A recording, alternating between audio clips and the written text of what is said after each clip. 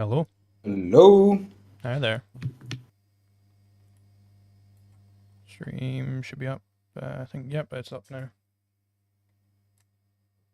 Alrighty. Let's just get the Discord down here. Oh shit, hold on. Yeah, you won't be able to hear me. Voice and video. Hello, can you hear me now? Yeah. There we go. Yeah, sorry, I pushed the talk on because I was trying to join Ask Yourself Discord earlier. So, alright, here we go. So what I've got down here, I'm pretty sure you're a utilitarian, right? Yeah, sure. Okay, so let's debate utilitarianism, I guess. I guess you'll know more about my position, so what sorts of contentions do you have against anarcho-capitalism, would you say? I don't like the society anarcho-capitalism produces. I don't like the fact that ANCAPs are very fine with certain harms done to people, especially very exploitative situations in which one person holds power over the other and has like massively disproportionate benefit in a given situation, which doesn't necessarily need to be the case. Oh, whoops-a-daisies, I'm private at the moment. I was wondering why there's nobody fucking on the stream. Yeah. Public, here we go. Save. Right, I have no idea if the start of that will get cut off or not, so I guess we'll find out. So anyway, you said you don't like exploitative situations where there's like some large power difference. You want to give an example of one of those sorts of situations?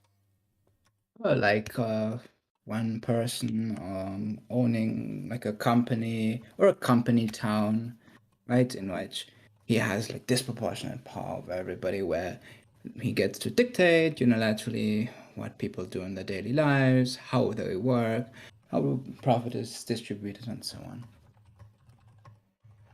I mean, but it seems to me that if he owns it, I don't see how this would be an unjust thing. If I know that some guy owns a town, well, if I didn't want him to have any power over what I do, then why would I go to his town? For example, because you're dependent on the resources that he owns, right? Resources are scarce after all. So I mean, when you're saying dependent for what end? It sounds like I'm profiting off of that relationship then. If I go to his town and he gives me resources for it, and Yeah, of course. There's mutually I'm winning. Yeah. beneficial. There's mutually beneficial relationships that you would generally, still count as exploitative. For example, when we talk about like an abusive relationship, where one person is emotionally being manipulative and the other person is, for example, like really dependent on like the resource the other person has, we would call that exploitative, but also on some level somewhat mutually beneficial. I don't think that there's necessarily a tension between something being people being dependent on each other, but also in a relationship being extremely harmful and exploitative on for one person. Like, to me, it seems that power differentials just seem to really create harm against those people on the lower end. I mean, what then is exploitation to you? I don't really care about like the word exploitation. Okay, so what would They can be be just power extremely then? Because broadly. you were saying about power differences, but Yeah. So so I'm like, I don't know if you're like a YouTube guy or anything. I'll just assume you're not for sake of argument. Would I be more powerful when it comes to YouTube than you? yeah, for example, like if you yeah, sure. So it's like Um, sort of a dominance hierarchy thing. yeah, exactly. When you have like, I define power as the ability to pursue your own self-interest in a certain relationship, especially. Well, I mean, well, let's take an example here. I know, I don't, I know you were on the Liberate League server before, right? Yeah. You were a frequenter there. I think I sent about 2 messages maybe. So as it pertains to that server, you are higher on the dominance hierarchy than I am because I never engaged in that server, whereas you did. So, I mean, I'm higher on the YouTube dominance hierarchy, whereas you're higher on the Liberate League dominance hierarchy.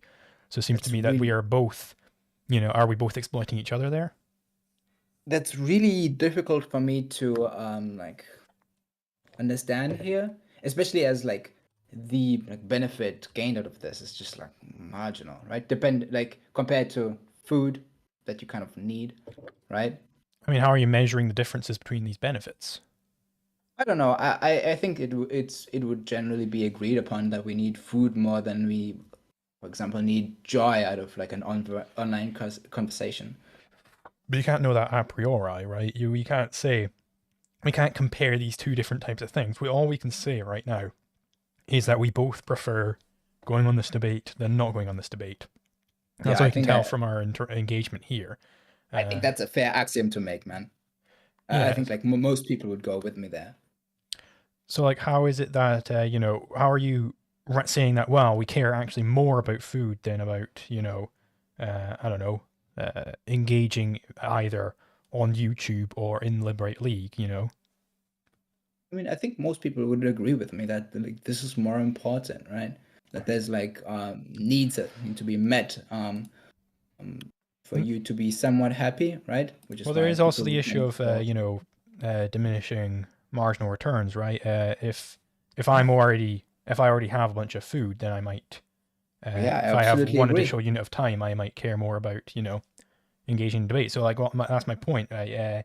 No, I agree with you, right? Like this is why, right? Like it's not, for example, like very beneficial to have food over a certain extent, which is why like food past that extent should much rather be distributed to people that are not you. How are you deciding who to distribute it to, right? Are you doing an interpersonal comparison of utility there? Yeah. Well, how on earth are you doing that? Oh, I just assume that people are somewhat similar And you're just in what assuming they it? in their yeah. But I mean, how are you determine? Is it just, do we just put you in charge and you just decide, well, I think that guy would prefer the food to that guy? No, I don't want to like have like a hierarchical position, but that's how I see the world. Yeah. I think it's very fair to say that like it's a better society in which most people have enough food instead of one person having all the food, right? But like, how are you actually deciding who gets what food? Because let's say I've just had a sandwich, but I've farmed enough bread and stuff like that, and killed enough pigs and stuff so I can make another sandwich. And I'm about to bite into my second sandwich. Would you say, oh, Uh-huh. hold on there? I think John over there would prefer that sandwich to you. How would you go about deciding that? Yeah, that would be very difficult to make, right? But I was talking about like those very rough edges of like someone is starving versus someone just makes themselves fatter. But how are you deciding how starving someone must be and how fat someone must be before you take the food from the fat person to the starving person? I don't know. I don't think this is relevant. Like, and I don't necessarily think that this sort of judgment is like important to my Well, of course it is, because social evaluations. you're advocating redistribution on the basis of who needs it most, right? But how are you determining that? I think that we can give someone people like somewhat similar supplies and adjust them based on their needs, right? This doesn't have to be necessarily accurate. It just needs to be better than what we have currently, in But my how would view. you go about knowing that it's better than what we have? How Oh would you do yeah, that? by for example making sure that less people are malnourished, more people like less people are starving, that kind of stuff. How would you know that fewer people are malnourished and starving and whatnot? Because I mean, you can't run two worlds simultaneously, right? So you're gonna have to figure it out a priori. So how would you do that? Wait, we can go from right now. Okay. But how do you know that you're changing only the right thing, right? Excuse me? I don't quite understand. Well, let's say you implement some policy and then malnourishment goes down 3%. How Uh, do you know that you have your A, how do you know that your policy did that? And B, how do you know that overall people aren't, by their own estimation, worse off? Yeah, that can be the case because society is complex, but that needs to be determined with like deeper social analysis. Sure. But like my argument is, you can hand wave and say, well, we could have like some sort of deeper social analysis, what yada yada yada.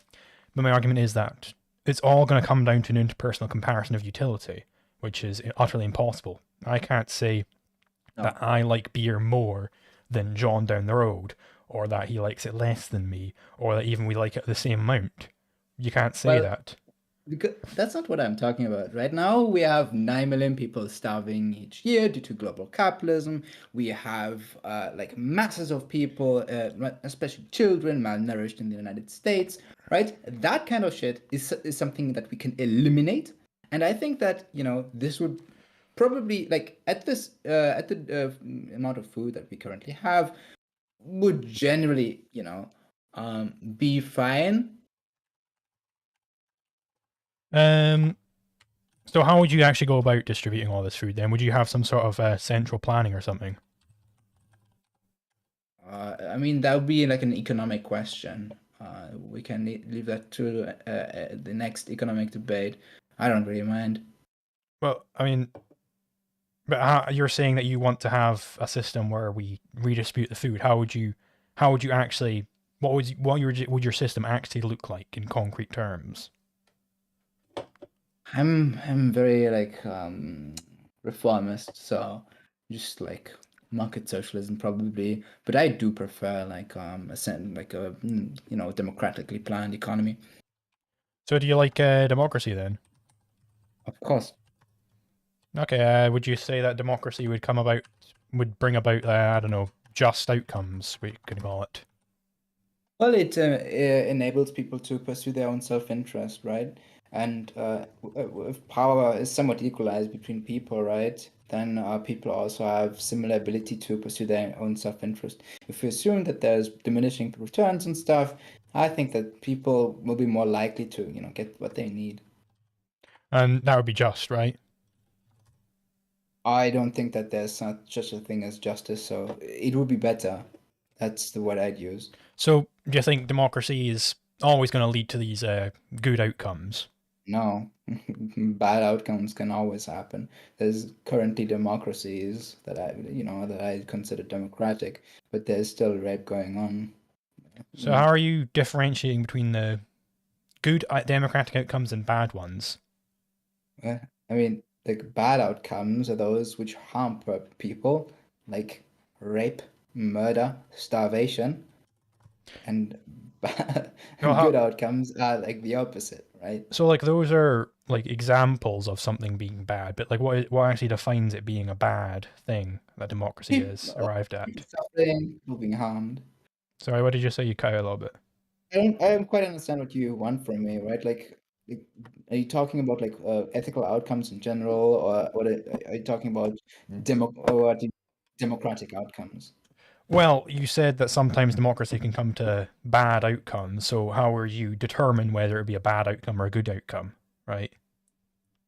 Yeah, if like there's like a mass famine, right? That's probably bad. Again, these are So just so there's just an if harm, example. yeah, it's like I'm a utilitarian, right? So like, suffering is bad, well-being is good. Pretty But simple, right? like what are the specific ways that you like? Let's say I want to determine whether some thing that democracy has brought us to, I want to determine whether that's good or bad. Could you provide me just like a list of criteria so I could check off the criteria one by one by one to determine if it's a bad thing or a good thing? I think that people are generally on agreement on what's bad, right? Like, and I so mean, I if don't people think were in that we need agreement to. on what's Yeah? bad, then we wouldn't need to have any debates on ethics, would we? No, actually. So I think that it's much more a question on like how to achieve the good and how to achieve the bad. Um, No, I mean, would you say infringing on people's rights is bad? I think that infringing on those rules are a proxy for getting to good and bad outcomes. Yeah. I mean, if you think So that by proxy, infringing on yeah. rights is if you think that infringing on rights is a bad thing, then you're an anarchist, right? A Rothbardian anarchist.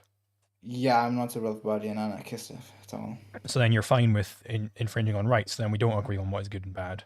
I mean, I think that like the rights thing, presupposes rights, right? So I'll have to Mhm. believe in is very certain definition of rights, right? I think that like saying that infringing on rights is bad makes you an anarchist can, depending on the definition of rights and infringe, make everybody an anarchist. I think that's a bit Well, too loose of a I'll definition. I'll say what I mean by rights. Rights are property rights, so it's all to do with conflict avoidance. So I mean, I say that initiation of conflict, that's a bad thing. Would you say that initiation of conflict is always a bad thing? I think that like the ANCAP definitions of conflict, coercion, and property, right? And how those should work are like extremely, extremely niche. And I wouldn't generally, say that they are, are well understood. So I'd find the way anarchists, ANCAPs I mean, yeah, tend sure, to they can do their be rhetoric a bit they can be niche. What I'm dishonestly. trying to get down at here is that we don't agree on what's good and bad. Well, I wouldn't say so. I frame, the deontological ethical systems generally just as rule sets on how we get to the good and how we get to the bad, right? Like This Kant, for this is example. not true. I am saying it's always the Mhm, case that mhm, infringing on property rights is a bad thing. No mhm, matter what, it's always bad. You could be on Coconut Island with Vosh mhm, sitting there and he's sitting on all his coconuts and he's saying, I'm not giving you a single fucking coconut. It would still be a mhm. bad thing to steal from him. Yeah, I think we can still generally agree on that. Like ANCAPs are just like an insane fringe who've convinced themselves But of that's that. that's my point. You can Yeah. think we're insane Mhm. as fringe as you Yeah. want, but Yeah. what you're trying to say here is that we agree on what is good and bad. We just don't agree on Mhm. how to get there. And I'm saying no, Yeah, we we generally actually do. Yeah. fundamentally do not agree on what is good and what is Oh bad. no, I still think that we can generally, agree that, killing people is generally bad, that, starvation is also generally bad, and people feeling kind of nice is generally good, while See, while you, also you throw the acknowledging word that that generally in there a lot. When yeah, you throw the word yeah, generally in there, you're basically being very, very vague. What I'm saying is it's literally always a bad thing when you initiate conflict. No yeah, you instance where it's not a individually, bad but this thing. is a massive Yes, but that's my quantification. point. We don't Hmm. agree on what is good and bad. Yeah, You I said before didn't that we didn't say we agree on what's always good and do. bad. No, we generally do. The vast majority of people do. Yeah. I mean, I don't care about appeals to popularity. You said that Mhm, me and you right now mhm. agree on what is good and bad. We just disagree on how to get there. And I'm saying, no, we actually fundamentally have a disagreement on what good things are and what are bad things. I mean, sure. I would just say that your moral framework kind of sucks if it's fine with like causing people massive harm for just for the sake of it. But then we need to get down to my question before, which is, can you provide me a list of criteria which defines when something is good and when something is bad? Suffering and well-being. So how are you defining suffering and well-being? Is this from the actor's own viewpoint? Yeah. So if it's from the actor's own viewpoint, how are you, would that not then entail like basically Misesianism, right? Misesian utilitarianism, where it's all just going along with what the actor wants, right? It's basically conflict avoidance, right? Can't we just make outside inferences? Well, you can't make an outside inference on somebody's uh, utility, their own personal predictions as towards their utility, unless you see them engage in a trade or something like that. I mean, I think we can. Mm, we can just ask them. And then they could lie, right? Yeah. So that's not really epistemologically valid. It's just asking somebody, right? Yeah, So we don't that's have to be 100% sure about things. We can never be 100% epistemologically sound in any of our conclusions, right? So I do think that there should probably be ways in which we can pretty accurately gauge what people want. what sorts of ways what would your perfect system look like, which would utilize some of these ways? Uh, generally speaking, just empowering people to pursue their own self-interest maximally, right? I mean, what does generally speaking just empowering people to pursue their own self-interest? What does that mean? What would that actually concrete look like, Oh or yeah, a radical, prescription on what the system mutualism. should look like? Mutualism, Mutualism. essentially. Yeah. Okay, so do you want to describe what your mutualist system would look like? Just democratically organized workplaces, collectivized homes, or individually owned homes, individually ran businesses as well, stuff like that. So how would you, Sector I mean, unions. if it sounds like you're saying a lot, you're saying, wow, you can have collective homes and individual homes, yada yada yada. Mm. Let's just go through democratically owned workplaces. How would you want to? Would you be for like actually taking these workplaces from people? Of course. I mean, it's also a matter of framing, right? We can also just say that we stop respecting the property rights of those who have seized control over it now. So I mean, how on earth is this a just thing to do to take somebody's business and start Oh, I democratically just running don't it? think that I just don't think that their property claim is valid to begin with. Why is it not valid? Because they massively take control of other people's lives, and that harms other people, right? It massively decreases social utility, right? If those people centralize resources on themselves, what they do is essentially, make people work harder, longer days than they would necessarily do uh, for minimal utility, as that is mostly done to like further their own surplus value, which in the end just goes and like giving them like a small minority of people some benefits and well-being. That's why like 1% of the population globally is um like consuming 50% of the resources. That can't be efficient in terms of utility. I think that probably the globe would be better off if all people had a roof over their head, everybody was fed, you know the regular. So you said the business owners are taking control of people's lives. So let's say Crusoe and Friday they decide that they're on a desert island. Mm-hmm. Crusoe he's very good at making spears, right? And Mm-hmm. Friday knows that he's good at making spears. So but Friday's very very good at spear fishing. So Mm-hmm. Friday says, "Hey, I'll trade you fish for those spears that you've got," and then they keep this relationship going. Uh, you know, Friday he's so good at catching fish he wears out his spear in a day, and he's like, "Well, I'll trade some of these fish that I caught for to Crusoe, sorry, and then I'll get a spear for tomorrow." Right? So they're trading fish for spears, fish for spears. Are they taking control of each other's lives there? I mean, yeah, they're massively impacting each other. Yeah. So would they be allowed to democratize each other? What do you mean? I mean, like the concept of democracy exists to have people give people a power over their own domain, right? So have a say in what affects them, right? So yeah, that's somewhat of a democratic way of organizing labor. Yeah. No, but would you be fine with them democratizing each other, right? Because they're both exploiting each other. What do you mean? Well, you're saying that it's fine for the workers to democratize a workplace because the owner of that workplace he has a massive influence on the workers' lives. Mm-hmm. So would Friday be allowed to democratize Crusoe, where he gets to say what happens to Crusoe, and Crusoe gets to democratize Friday, where he gets to vote on what happens to I Friday? mean, they can already in So that basically, relationship. own each other. No, but they'd have to agree on it. In nature, they'd have to agree on it, right? I mean, yeah, because it's a one-on-one relationship that would rule out to like a veto. Also, generally, I believe in like a pretty radical self-ownership. Well, let's imagine instead Three people. there are three people now. Mm-hmm. Let's think of the best way to do this. So let's say there are two fishermen, one guy who's making spears, and the fishermen now they're obviously their life is impacted by the guy who's making spears, right? Because he's best at making spears. Would they be allowed to democratize what he's allowed to do?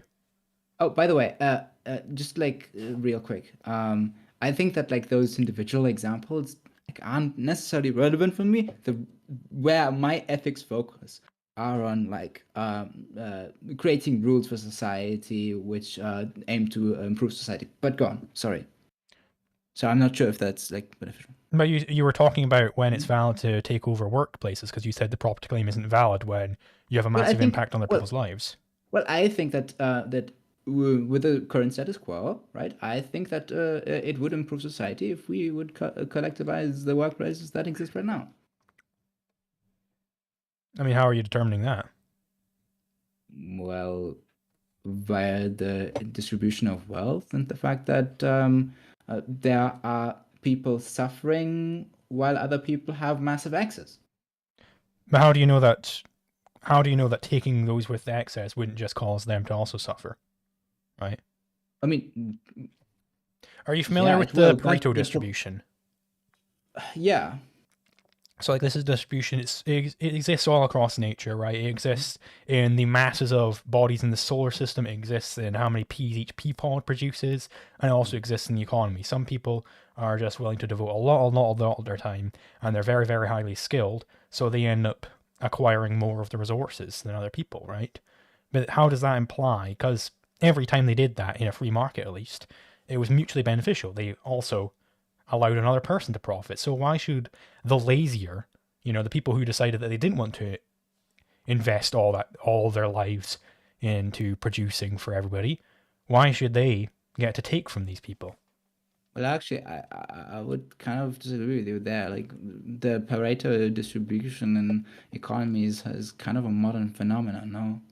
Like most of human history, that wasn't the case, unless you are like some young Earth creationist. How on earth wasn't it always the case? Because it's just not physically possible to amass that many resources as a hunter gatherer. Well, I mean, well, sure, if everybody's subsistence living, right? But Exactly. I mean, do you want to go back to subsistence living? Well, we can also just have twice of what we had back then, or triple of that. And Everybody I equal. imagine you very much could have it where Yeah. if you looked at the actual hunter gatherers and stuff, I imagine it would be that some of the hunters, 20% of the hunters hunted 80% of the, game. I think that's probably almost certainly how it was. So you still did have the Pareto distribution. One, hunting Okay. isn't the primary way you'd necessarily gather resources. That's okay, right. Secondly, 20% of hunters will have hunted secondly, that 80% of the game, doesn't and mean that like 20% of the gatherers will have that doesn't gathered mean that 80% of the berries that or doesn't mean whatever. that like 20% eat like 80% of the food, right? They Well, no, barely get that you off the ground. probably also had it where 20% of the biggest eaters probably ate 80% of the food. Pareto is everywhere. Eat 80% of the food. Yeah, that That's probably was the case. how. That's because they eat more. There's Vsauce has done a video on this. Pareto distribution shows up literally everywhere. Uh, I mean, It's probably true that one of us. it's probably true. The 80-20 rule is probably true. Yeah. Okay, so Imagine if somebody goes through and looks at the transcript of this whole video, okay, hold on. probably 20% of the words take up 80% of the video. That is almost Yeah, certainly true. that's usually the case with language, but when it comes to food, that would mean what? Like a fifth would eat uh like what 4/5. I think. 4/5 of what the other people eat. Mhm. That on an individual level seems hardly possible, man. I've seen some big eaters before. Yeah, but that would make you very bad at running usually. I didn't say they were necessarily the same group. It's not the same 20% doing all 80% of everything. It's 20% of the best hunters hunt 80% of the game. Right? 20% of the biggest eaters eat 80% of the food. So you think that was the case? That there were just like insanely fat people around there? Then there I should didn't be say they're archaeological. necessarily insanely fat. They might just need more, But then food. how? But there's basically no way to subsist on like what 4,000-5,000 calories or more that you're proposing here. What? Like I'm saying they yeah. 20% of the people eat 80% of the food. How is that any comment on 4,500 calories? 5,000 calories, sorry. I mean, if like the average person eats like 2,000 to subsist. That would imply that the upper echelons of eaters would eat a massive amount individually. Not That's, necessarily. yeah, necessarily. No, they only need to eat sufficiently enough more, not necessarily a whole lot more, in order to get up to that 80% margin, right? Because those on the very low end will also be eating a bit less. But even then, you would individually need to eat multiple times of that, right? No, you wouldn't need to eat multiple times of what the lowest person's eating. Like That's not how the distribution works. If you have one big eater, right, and 4 small eaters, right, then, like, for example, let's say that children, they only eat 1,000 calories each, right? Well, let's exactly. 5. So, well, yeah. So that's you're right. 5. The very lowest end would probably be children because they don't eat a whole lot. But let's say there was probably about I don't know how many there were during hunter-gatherer times, like 500,000 or something like that, humans on Earth. It's very, very easy for the top 20% of humans on Earth to just eat a little bit more, right? For the very bottom end to also eat a little bit less, potentially a lot less if they're a baby, right? For the very top 20% to be eating 80% of the food. No, it shows up all the time. There's probably a study out there of Pareto on eating of food. Maybe right now, but you just. I mean, why would it be the case right now, but not back then? Because there were different conditions. We didn't have the industrialized farming to create foods that were as nutritious as back then. You know it's kind of insane to me that you just say, oh, the 80-20 rule exists. Thus, everything has to be under there. There are tons of cases. You know, the Anprims bring this up all the time. That most of the time that they weren't hunting literally 24/7. They had a lot of downtime. There was in fact a lot less downtime after we switched to agriculture right at the beginning. So they had a lot of downtime. So it's very, very, very plausible that, you know, some tribes, they just hunted a lot more food so that they could eat more, right? It's very, very plausible that you could have the 80-20 rule show up. It's probably something that happened. I mean, it happens in the fucking distribution of asteroid masses. If you assume this at a priori, that seems a bit odd. I'm not assuming it a priori. You kind of seem to be, right? And you, or at least you're just inferring that on like random situations when I could give you like 3 billion situations in which it isn't. I'm not saying it's literally always the case, to be clear. Yeah. I'm saying it almost certainly was the case. As it is the case now. Just zero evidence. I mean, you said it. I mean, unless human nature somehow changed over time. Yeah, interestingly enough, humans change based on their environment. That's funny, right? So, for example, if you treat someone just horribly over their life, right, then they turned out to be a horrible person very often, right? When that's not the case, they tend to be much more well-off and much more productive, right? That's why I tend to want to, further people being treated well so that we improve society. In your world, would human nature change such that there wouldn't be some people who are simply better at doing various tasks, and there aren't some people who just simply want more stuff around them? And, there's obviously going to be an intersection between those two people, which is where you get the very, very successful and wealthy people. Wealth doesn't come from being better. It comes from power. Well, it comes from... You have to be superior at something in order to get very, very wealthy. Yeah, you need to have a superior ability to get stuff, to get it, right?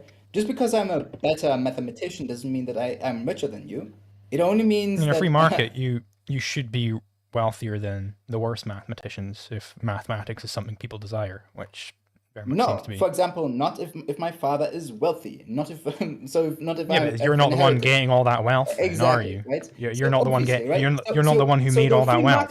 So you're pissing it all away, right? But so the free market is kind of a really shitty measurement of They were skill, we're I'd talking argue. they were talking about how people get the wealth. The people who get the wealth are those who are skilled in getting wealth, which in Yes, a free market right? It requires you to doesn't be mean skilled so at improving other people's lives. getting wealth can mean stealing shit, right? It doesn't necessarily mean it's socially beneficial. I And just stealing shit don't. would be bad, wouldn't it? Hmm? Stealing shit, that's bad, right? That's kind of how I'd say the market is kind of a bad metric to adjudicate whether or not an individual is benefiting society or not, But you'd right? agree stealing stuff is bad, right? Theft is bad. If you mean immoral Hmm. expropriation of stuff is bad, then But this like is kind of you were advocating yeah, theft sure. before, because theft requires you to look at property, and you were saying, well, his property claim ain't legitimate there, right? So I'm going to take it, So right? if the property claim isn't legitimate, then it's obviously not theft. So how are you If he determining which property claims are legitimate and which ones aren't? just according to my moral framework, that's what I do it individually or collectively. We just change laws, right? Like there's two definitions of theft. The normal definition, just illegal seizing of property, and the like more specific debatey one, which would be the immoral seizing of property. In both ways, everybody can justify why taking stuff is fine under their framework. You would even argue probably that, oh yeah, I can take that stuff from you because I'm the one that rightfully should have it. Or you'd appeal to the law and say, well, my moral laws dictate that I should have it. So you said there, in determining which property claims are legitimate, one way you could do that is collectively. So I mean, like democratically, right?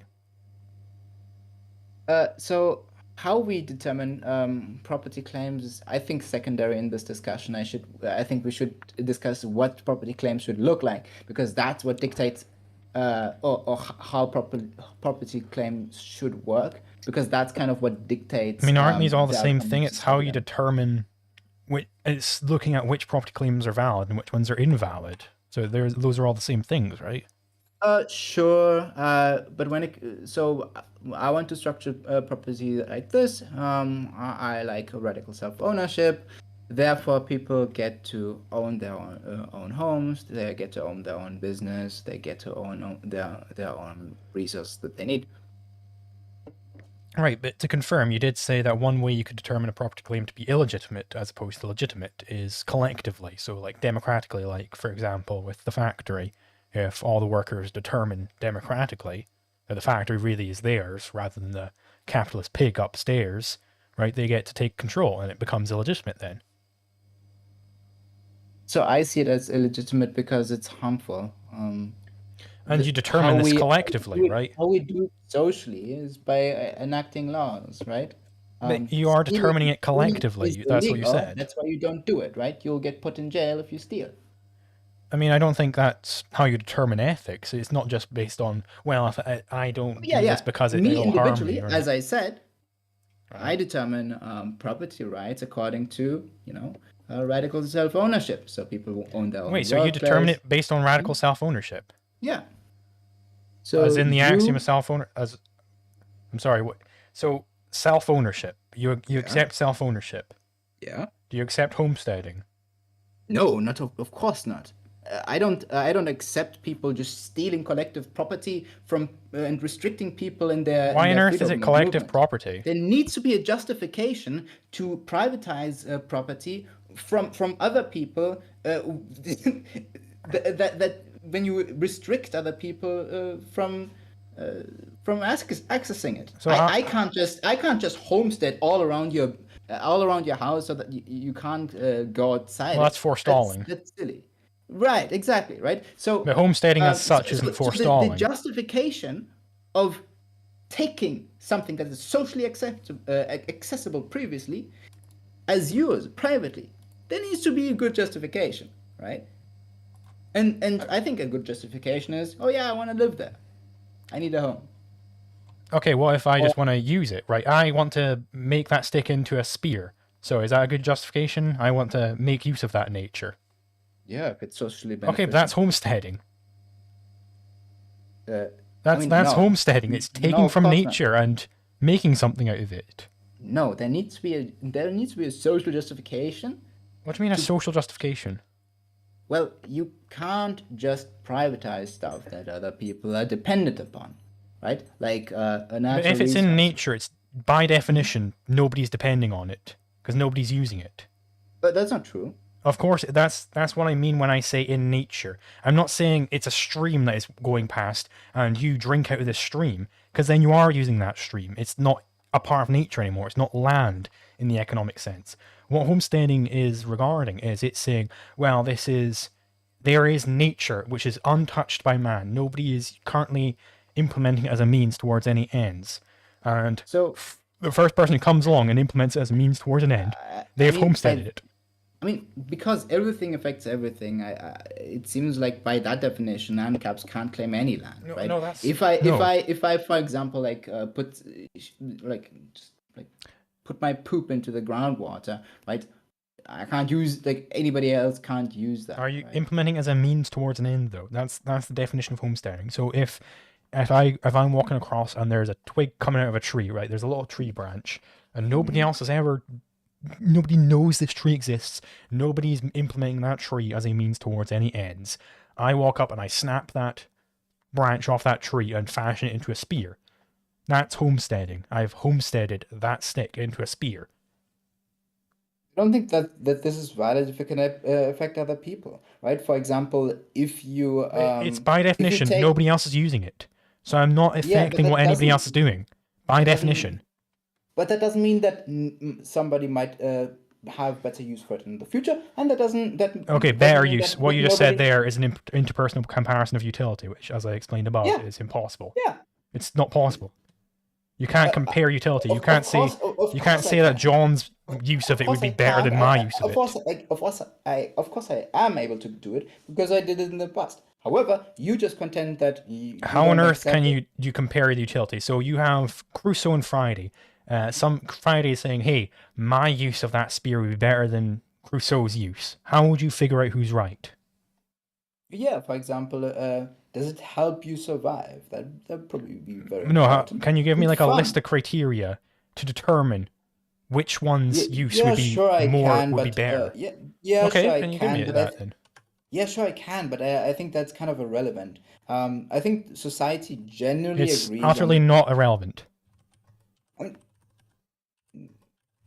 Yeah, it is because like somewhat like the hierarchy of needs, right?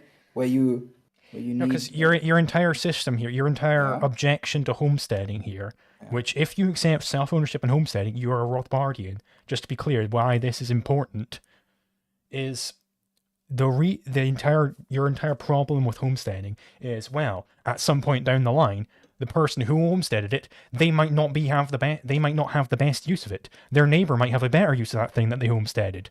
But that requires that you can compare utility between them. So it doesn't necessarily mean that need to be the case that other people have a better use of it. But that It was could your also be objection. that they might have a use for it, right? Okay, yeah, they might have a use for it, but so what? So is nobody allowed to use anything because somebody else might have a use for it? No, I think. Of course. No, so I think that if there's a resource conflict, there is a resource conflict because resources are scarce, and no matter if you are able to take it first, that just might makes right. So how do you deal with conflicts then? Yeah, democratically, my friend. Democratically. So if there is a conflict over who gets to use a stick, do you just have all my neighbors vote on who gets to use my stick? Yeah, everybody was affected. Yeah. Okay, so would you agree that a woman's body is scarce? Yeah. She don't have infinite bodies, right? So I want to have sex with her, and she's saying no. And then I say, hey, but guys, come over here. I gotta settle this dispute, right? I want to have sex with this broad, and she's saying no. Do I get to have sex with her? Let's have a vote. Yeah, And all my friends vote yes, and then I get to have sex with her. My friend. Right? You know, We've solved the conflict democratically, and I thought that's what we call rape. Self-ownership there, my guy. I do. But I'm asking how Right. you deal with how you deal with conflicts, and you said Radical democratically. self-ownership, my friend. And I thought there But, was a but then given. then you don't deal with conflicts democratically then, because here's a Yes, I situation where do. you didn't deal with that democratically. So I think that, it's kind of a prerequisite that people own themselves to have like a democratic society. Like if you don't control yourself, you can't like control Okay, but what's then inside there your there domain. could be a conflict over how I'm using my fist, for example, because I could punch somebody, Mhm. and there's a Yeah. conflict over that, right? Mhm. Yeah. So, but Yeah. but there can be conflicts because your body is Mhm. scarce. There can be conflicts over how that is how you deal with that, right? Yeah. But And I wouldn't say and you that said that I you deal wouldn't with conflicts necessarily, that democratically. conflict comes from scarcity. It much rather comes from the fact that it affects other people, right? I can't just punch other people because when I punch other people, it hurts them. No, but you said that you So deal with conflicts democratically. yeah, But I I found a want to do. situation where you didn't deal with Yeah. the conflict democratically. In what way? The conflict over how I use that woman's body. Wait, that is democratic. Self-ownership is a prerequisite to democracy. No, but there was a conflict over how to use that woman's body. We all owned ourselves, right? We all had exclusive say over how we were used. But there was a conflict over how that woman was being used. And the democratic vote would say, well, we have to vote on how we use that woman's body now because there's a conflict over it. So if you're not democratically deciding how to resolve that conflict, you're not using democratic conflict resolution. But that you're not allowed to violate other people's bodies because I thought we agreed upon the fact that people own themselves. Yes, but You, I don't have a if you contradictory don't definition of own conflict yourself avoidance. and your actions, That's my point. That's my point. you can't consent. That's So my like that's my point. yeah. Your your So your yeah, your method of conflict resolution is contradictory to ownership. no. Of course it is. I just showed you how that's the case. No, ownership is a prerequisite for democratic for democratic decisions, right? That just means that you can't that democratic decisions over people's bodies are conflicting. What about over people's fingernails? Like if I clip my fingernails off, uh, could there be conflicts over those? So if it affects other people, Could are there those be conflicts fingernails over how to use my secure? fingernails? If it affects other people, yeah, I no, mean, it's surely it's not. just based on whether it's scarce or not. My fingernails, after I clip them off, they're scarce, right? Or after you clip them off, Mm-hmm. I don't know. It's I scarce. don't There aren't know. Like infinite fingernails out there. my guy, that's like a question that's really difficult for me because like I don't know the It shouldn't be utility that of difficult. How on fingernails. earth aren't my fingernails after I clip them off scarce? That's scarce, right? Okay, my dude, I'm completely fine with like people like dictating over your clipped off fingernails. But do you agree that it would be a scarce resource? Your I just need fingernails, this. your I need to clipped off walk you down the garden fingernails. path. Would my clipped off fingernails be a scarce resource? Yeah, I guess. I don't know, Okay. man. Right, so that's a scarce resource, so there could therefore be conflicts over the use of that resource. Mm-hmm. And because I own myself, would I still own those finger clips? Would there no longer I be would mean, they're no be not allowed part to? of yourself anymore, so I don't know. Like, That was a part of my body, right? it used to So be. is it just when it's connected to my body that's when I get to say absolutely how it's dealt with? It doesn't really affect you anymore. But So so I it has to don't be think so. connected to my body for me to have complete say, which would overwrite democratic decisions. I don't think it's necessarily like a connection to your body, but it surely needs to affect you. I mean, it clearly does affect me when I'm having a conflict over something. It necessarily Mm. affects me, Mm. or else I Yeah, wouldn't be engaging in conflict over it. well, it's the extent it affects you. In theory, it affects you. How, how the moon is moving, but it Well, doesn't necessarily affect you that yeah, much. So like how are you determining the difference between that and what actually matters?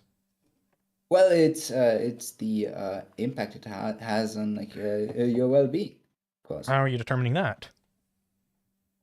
uh, based on how it affects your basic needs, right? Like food, water, Yeah, but how are you actually? shelter. I want the actual granular steps of how you're determining.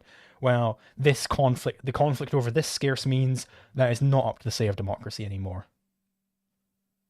I don't really know why we're having like these granular things, because I don't really care about them. Because conflict avoidance is very, very important when it comes to ethics. I don't care about conflict avoidance over a toothbrush. You can have it, man. The conflict avoidance is how your entire property system is defined. That's how every property system is defined. Okay. And the property system is inherent to your legal system. So what you think should be allowed, not property allowed. system just imposes itself on others inherently. I don't like the use of the word imposition there. I think that's a bad use of the word.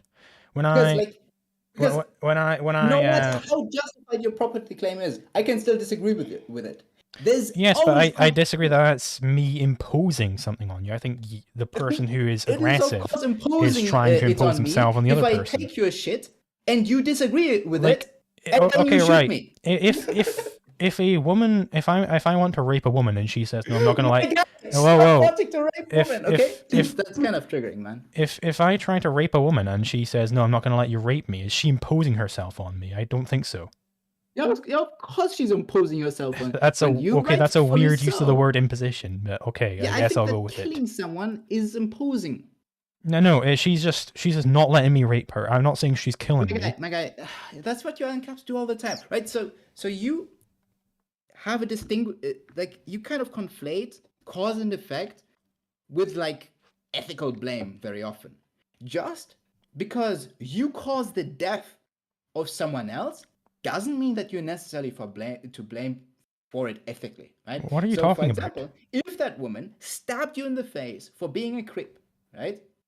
Then I would say, sure, she caused your death. She imposed herself on you. No, I'm not saying that. She's just resisting me. She's just not letting me rape her, right? She is just keeping her hand. She's just keeping me at arm length, right? She's just saying, no, you're not going to rape me today, and then she's like, running away or something like that. Is she imposing herself on me? I think that's a weird use of the word imposition. Okay, I mean, generally, imposing means physically affecting someone else, right? So I would say that a knife to your face is physically affecting someone, right? It causes you to die. I'm not saying there is any knife to anybody's face. I'm just saying I want to rape this woman and she's not allowing me to rape her. Is she? I don't think she's imposing herself on me. I think I'm the one who's imposing myself on her. That's just being passive, right? But when it comes to killing someone, right, that is imposing, and that's ultimately what we're talking about when we talk about. So, I mean, this is kind of a useless. This is kind of useless definition of imposition, at least as it with respect to property. No, that's not. Yeah, I would agree with you. That's not imposition if she's just passively resisting. Right? I think even if she is actively resisting me, she's not imposing herself on me. I'm imposing herself on her, and she's resisting my imposition. So the action itself, without the context, would be imposition, right? Like, But that's why context matters. Well, yes, for the ethics, but you conflate. We're an ethics debate. Yes, I know, but right, you reject the cause and effect, so that you can get your. How on earth am I rejecting cause and effect? Yes, you are, and how am I? How. Right, because you reject that someone is causing you to die to impose their ethical framework on you, like you are imposing your ethical framework on others when you enforce it. Because you always say that the other person is initiating conflict when they're in the wrong. No, I'm saying they're in the wrong when they're initiating conflict. No, you're actually doing it vice versa, right? Because I'm absolutely not. Because when we go more granularly, because when we go more granularly, right, you would say that this woman isn't imposing herself on you physically, right? Yeah, correct. That was my argument. But this is an ethical claim. What? Which, right? How? Okay, right. Let's get back to how am I conflating cause and effect with ethics? Okay, because very clearly, right, someone can violate someone physically, right, and depending on the conflict, you, depending on the context, you call it imposition or not, when clearly the action is the same. An imposition No, but the action to the isn't the general same, because population, I would say, is something physical rather than something ethical. when it comes to action, it's not. We don't just care about, what the actual physical movements somebody does are. What matters also is what the property claims are. It's like Walter Block will give the example all the time of, well, what if I step down the front row and take your tie?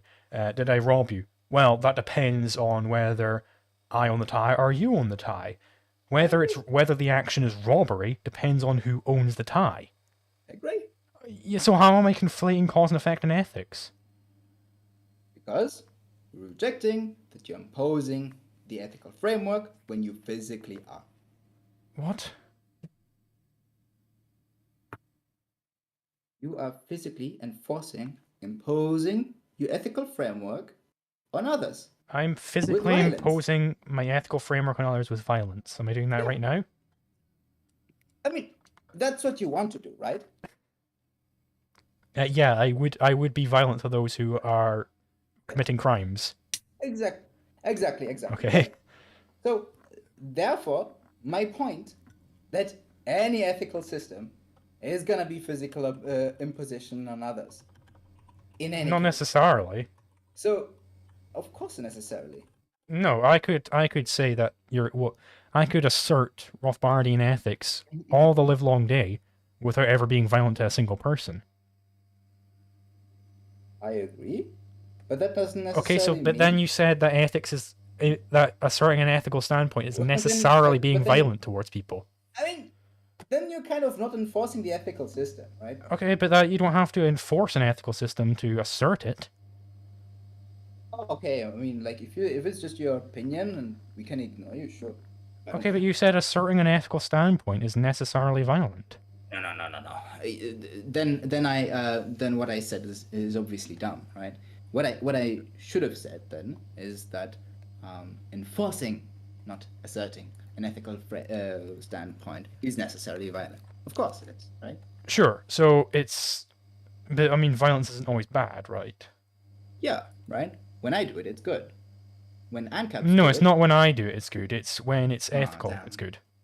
And damn. But when I do it, it's ethical. I disagree. Let's get down and dirty into your ethics then. How do you determine when something is ethical and unethical? I think something is ethical when it improves society, and I think something is unethical when it harms society. So how do you determine when it improves society? When it increases well-being. How do you determine when it increases well-being? By seeing if it makes people feel good or not. How on earth would you determine whether it makes people feel good or not? I think we can roughly do that. How would you roughly do that? Oh yeah, so there's like people really pursue, right? Primary things like food, water, shelter. But how would you, so if would I look at how many units of water somebody is consuming a week to determine how happy they are, and the more water, the happier they are? Yeah, with some diminishing returns, you could make an analysis of that. Okay, yeah. So we just want to give everybody infinite food, water, and shelter, and then they'll be infinitely happy, right? I mean, I just said the thing with the diminishing returns, and I thought we agreed on that before. Okay, so but we ceteris paribus, the more water, food, and shelter they have, the happier they'll be under this framework. So we should allocate all means towards production of water, food, and shelter. I mean, my guy, I generally don't I don't really care about like grounding my ethical system in that way. I don't see any point in it. Actually getting down to the brass tacks of what you're implying. You don't like that? Oh yeah, we can get to the implications, but I that was the implication. You were saying you determine something is ethical when it improves society. And improvement to society is defined as when you get people more water, food, and shelter. Mm-hmm. That's what you said. So that's the criteria. When you get people more water, food, or shelter, you're improving society. So therefore, reallocate all means towards the production of water, food, and shelter. And that would always be an ethical action. Somebody's out there, It doesn't seem having to leisure follow from time, what I said. kill them. Because they're not allocating their means towards water, food, or shelter. Rather enslave them, It because depends then how you can you. force them to allocate their means I towards mean, water, you food, and know shelter. that this doesn't necessarily follow from what I said. Of course it does. So I don't see it's. You said an ethical action is when you whenever you are doing something which provides people with water, food, or shelter. Correct? That's how you define an ethical action. No, those were examples of ethical actions. Okay, so how are you actually defining it then? Maximizing well-being and minimizing suffering. Right? How do you determine maximization of well-being and minimization of suffering? How are you actually measuring this? Oh yeah, for example, like don't give any examples, because then I'll just spit those back at you. Give me the actual how you're actually determining this. Are you measuring utils? Yeah. So how are you measuring utils? Well, no. But I would say that those things are. I don't know. I'd be fine by saying that it's really difficult to determine what makes people happy. No, But I don't think it's really difficult. I think it's utterly impossible. Okay. So do you have if you have no way of measuring utility, then your entire ethical system falls flat. No. Of course it does, because you require measurements of utility to determine what is and is not ethical. I mean, I think that that one can obviously. Obviously, can they? Yeah. Estimate how happy someone is by just asking. Well, they could lie. By inferring on your own experience. This has. So you're basically just guessing, is what you're saying. Making an educated guess, yeah, of course. How educated? How could one become educated in guessing how happy somebody is? Studying it, of course. Studying what? Happiness. Happiness. How would you study happiness? By finding out what makes people happy. And how would you do that? You see, it all relies on some underlying assumption you have that you can measure happiness. By looking at how happy people are. Yeah, but how would you determine how happy people are? You're always relying on this measurement of utility. Yeah. Yeah, so how would you measure utility? How do you do that? I'll give you an arbitrary level of technology. How do you measure utility? I don't know. You don't know, but this is your entire ethical system. It relies on measurements of utility. If you don't know how to do this, then your entire ethical system breaks down. I don't think so. It does, because your ethical system is based on measurements of utility. If you can't do that, you have no way of determining what is and isn't ethical. So how on earth did you make any of the claims you've made thus far as to words? Well, it'd be more ethical if we had, democratic workplaces, yada, yada, yada. How did you say that? How did you determine that? Did you just guess? Yeah, so,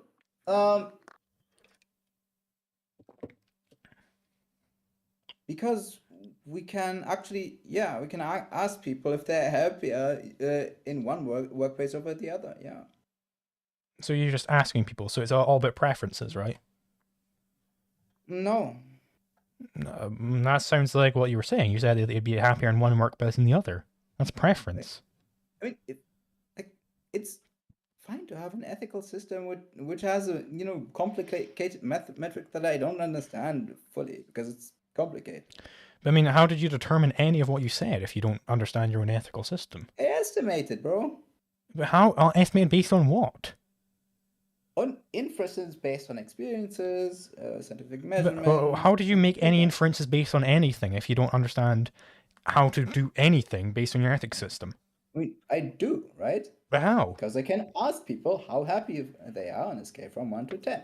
I can see how happy I am when I have certain needs fulfilled. I can see how happy I am when I definitely have certain. You can for sure, you can say yourself what you would be happier with, and you can know yourself, or at least you very much can predict what you would be happier doing. I say I'd be happier if this burger had sriracha on it than ketchup. I can definitely say that for myself. But what you're doing here is you're imposing your own scale of values on everybody else. No, I'm not. Yes, you are, because you are basing it on your own experiences. whereas other people have different experiences and different scales of values. That doesn't mean I can't take into account that other people have other experiences. But you're not taking into account their scales of values. Yeah, I can ask If them. you were, then you'd have to base it just entirely on preference. No. Of course you would. I mean, Because if I choose to go to job A instead of job B, you can tell that I value job A more than job B. Well, so the difference between valuing things based on preference and valuing things based on well-being is that like the well-being Is that would one other happen- people can tell and the other people can't. Yeah, for example, And you rely on sometimes- other people being able to tell. Yeah, dude, I can't tell that I'll be happy. No, that's my point. Your ethical system requires that an outsider be able to tell what a person would be happier doing, which requires you just leaving them entirely alone. So your ethical system was boiled down to anarcho-capitalism, or at least that of anarcho-capitalism. Can you say that? What did you say in the end?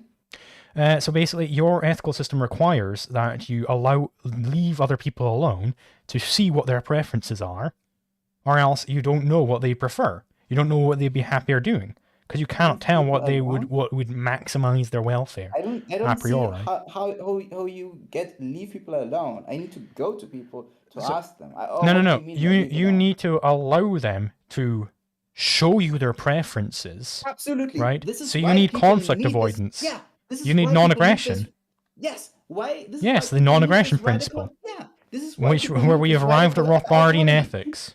Yes, but this is why we need. Yes, Rothbardian ethics, cool. Yes, but this is why people Great need a concession. But this is why we need a democratic workplace. Yes, right. This No, is not how if the people- the person who owns the workplace doesn't want That's it. exactly where you Because got this. you needed to leave people Let me alone. explain. Let me explain. Because you just showed how people need to be able to express their own will on the outside world to show what they want, right? Yep. If they don't have the power to exercise their will, then they can't realize what they want. Okay, but so this means you can't infringe on other people's wills, right? No. Yeah. Because So democracy because is this necessarily isn't- infringing no, on the will of the because minority. This isn't leaving people alone. Because leaving people alone makes them unhappy and die. This means Prove it. empowering people, actually. Because if you don't empower people, they're cold, they're hungry, they starve. If you empower people, they're with other people, they have the means to further themselves, So you think and they have the power to assert themselves. so? Infringing on and- others and is their how own you get people to be boundaries. happy. If you infringe on a person, then they'll be happier than if you didn't infringe on them. No, people just need to have reasonable boundaries. Reasonable boundaries. How do you define those reasonable boundaries as to what you can do to a person? That's very difficult, isn't it? I think it's quite easy. Yeah, but it also leads to massive suffering, right? Like your ethical framework is somewhat, outlandish. Most people wouldn't accept it because of the massive suffering it does lead to. How on earth does prove that my system would lead to massive suffering? First you're off, can fine you with please slavery, aren't you? steel man my ethical system before you go ahead, so we can confirm that we're talking about the same thing? Aren't you fine sometimes with? Am I supposed to steel man your whole? Yeah, ethical system? because you're going to show how my ethical system would lead to mass suffering if Yeah, implemented. because you're fine So- with it, right? So can you steel man my ethical system? Yeah, sure. So your ethical system rests on a certain ANCAP view of property rights and the non-aggression principle, which again is based on your view of property rights. The non-aggression principle essentially means that other people aren't allowed to infringe upon your autonomy of your body. And I could give my extension- specific definition if you want. Okay, sure. So my definition of aggression is the initiation of conflict, where conflict is, when two people are trying to implement the same thing towards the same means towards contradictory ends. So they're interacting and their actions are contradictory, right? Does that all make sense?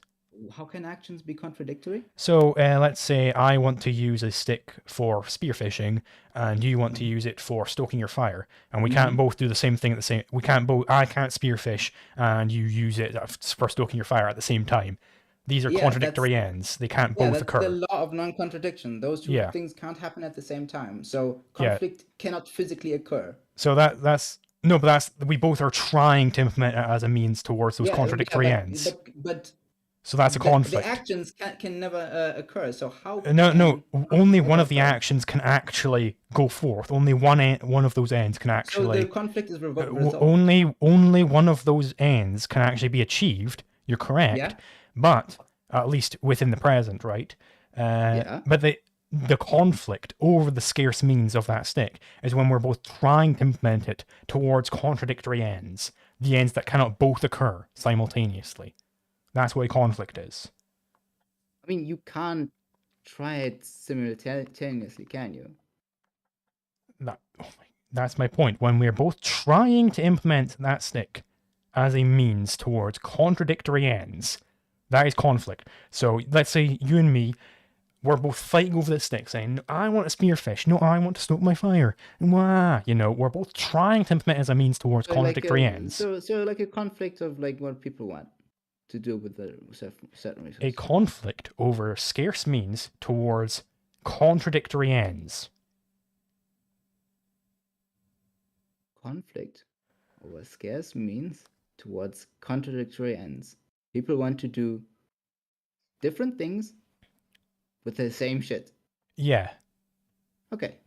Okay. So can you derive from that how it would lead to mass suffering, I think you said? I mean, any system can Now, could how be would my shaped system according to lead this. to? You said my system would lead to mass suffering. I mean, only within the framework of like homesteading and ANCAP property, No, yeah, the no. ANCAP view of Homesteading is concepts. already implied by what I've said. It's already implied by non-aggression. Not necessarily, Oh, no. it absolutely is implied by non-aggression. No, I mean you Do could. you want me to derive it for you? You could also come to the conclusion that with homesteading, instead you just have everything collectivized. No, my Yeah. homesteading. I don't just decide what homesteading is. It's implied by non-aggression, which is implied by conflict avoidance, which is why it's called natural law and not decided law. No, I disagree with No, that. you're just wrong. Then you're objectively wrong. It's like saying, it's like if I said 2 + 2 is 4, and you said, well, I disagree. It doesn't matter whether you disagree with it. It's just objectively correct, and I can derive it for you if you want. I mean, sure, I'll show you how this kind of falls into a homonymity fallacy. Sure, go ahead. Sure. So, natural law is the area of philosophy that deals with the discovery of conflict avoiding norms, right? You with me so far? Mm-hmm. So it would be quite obvious that a conflict avoiding norm would be non-aggression, because aggression is defined as the initiation of conflict, which is the negation of conflict avoidance. You see how that would follow? Mm-hmm. So we have non-aggression now. So if A wants to implement X towards a means and B wants to implement it towards a contradictory means, they've arrived at a conflict, right? Mm-hmm. So therefore, whoever had the initial appropriation of that means, they would be the one who they would be the one who justly. Doesn't follow. How Doesn't not? follow. First come, first serve. Doesn't follow. Why not? At all. Why not? Non sequitur. What do you justify it with? So basically, if we look at the chain of events, right, it is I am implementing this bottle as a means towards some end, and then somebody else comes along and tries to implement it as towards a contradictory end. I was implementing it. I was going along and implementing it as a means towards an end, right? So I had the initial use, but then somebody else comes along, and then they're the one who's initiating that conflict. That conflict would not occur if they were just off doing something else, and I wouldn't be implementing it as a means. It wouldn't be in its current state if I wasn't there. So it would still be in nature, right? So it's only when I have brought it out of nature and implementing it as a means, that's the only place where they are able to initiate that conflict. They are the ones who have initiated that conflict. You see how that follows? No, I disagree. Like you're, like I just stopped you 3 hours before. You existing is a precondition to conflict. It should just die. What? But the thing would the means I'm implementing wouldn't be in its state for the other person to try to implement as a means if I didn't exist. If you exist, if I didn't exist, it would still be back in nature. They would have to go and collect it from nature. So let's talk about the stick, for example, right? I'm taking the stick off the tree and I'm sharpening it up into a spear. Then Friday comes along and he starts trying to take that stick from me. That stick would not be in its state where I'm implementing as a means if I never existed. It would still be in nature for Friday to go and have to find. Exactly, right? So that's why he has initiated the conflict. The chain, by taking it, the causal chain is the causal chain only involves Friday when I'm involved, whereas I can be involved if Friday never existed. Wait, you can't be involved if you don't exist either. I know that I can't be involved. So the causal chain maximize conflict avoidance. Just eradicate all humans, and then we'll so the causal chain with respect to the use of that stick only involves either of us when I exist. It only involves Friday when Friday exists. I can exist and be involved in the causal chain with respect to that stick without Friday ever existing. Therefore, Friday has initiated the conflict. It doesn't matter about the initiation. The initiation. It doesn't matter about the initiation. I just explained how it does, because we define this entire thing based on the initiation of conflict. It's all about conflict avoidance. Wait, conflict avoidance doesn't imply that it's about the initiation of conflict, right? This is something that you have as an axiom, right? I literally, you said yes when I said you understand why the initiation of conflict is the negation of the avoidance of conflict, and therefore we would be a banned in any conflict avoiding norm. Initiate. So I would reject. Oh, you're rejecting it now.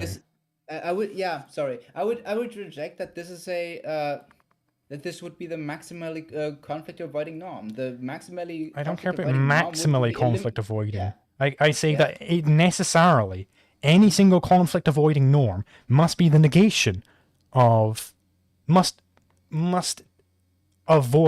be against the negation, some part of the negation at least, of conflict initiation. So if we just take the negation of conflict initiation, then we have the meta conflict avoiding norm. If you don't I just explained how we do have property. I just explained how it's implied by this. But no, if you have so clearly you can have a conflict avoiding norm that isn't based on the initiation of conflict. So we are against the initiation of conflict because the initiation of conflict is the negation of conflict avoidance, right? Okay. So any norm which avoids conflict must necessarily be against the negation of avoiding conflict. But creating the necessary preconditions to conflict is also an initiation of conflict, my dude. What? How on earth does that follow? Wait, do you disagree that creating the necessary preconditions to conflict causes... I care if it initiates conflict. Yeah, it allows conflict. What do you mean by allows conflict? If my mother gave birth to me, which means I can engage in conflict, but that doesn't mean she has initiated any conflict. I initiated the conflict. I did the action which initiated the conflict. Okay, this is again the distinction between ethics and cause cause and effect, right?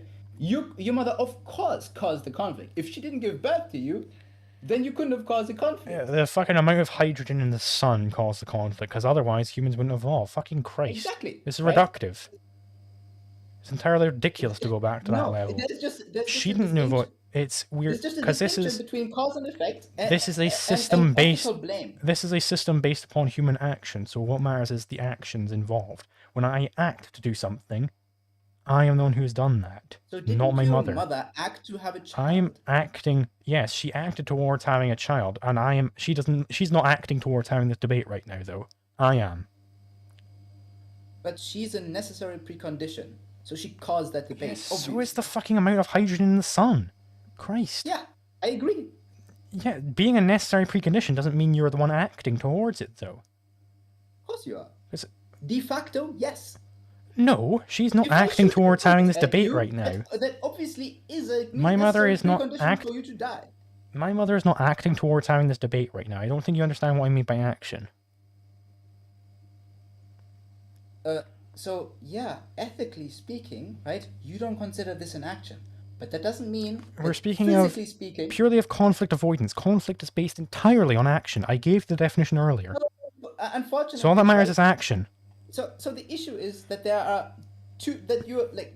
Again, you're not giving your specific ethical framework here. We're talking about conflict Your ethical avoidance. framework has two different kinds of actions. That's a bit weird to me. It doesn't That's have all two I'm different pointing kinds out. of actions. It has action. Of course there is, right? There's the action that can make you physically cause something, and there's the I don't think you understand what action means. means. Can you please steel man what action is? Blamed for something, right?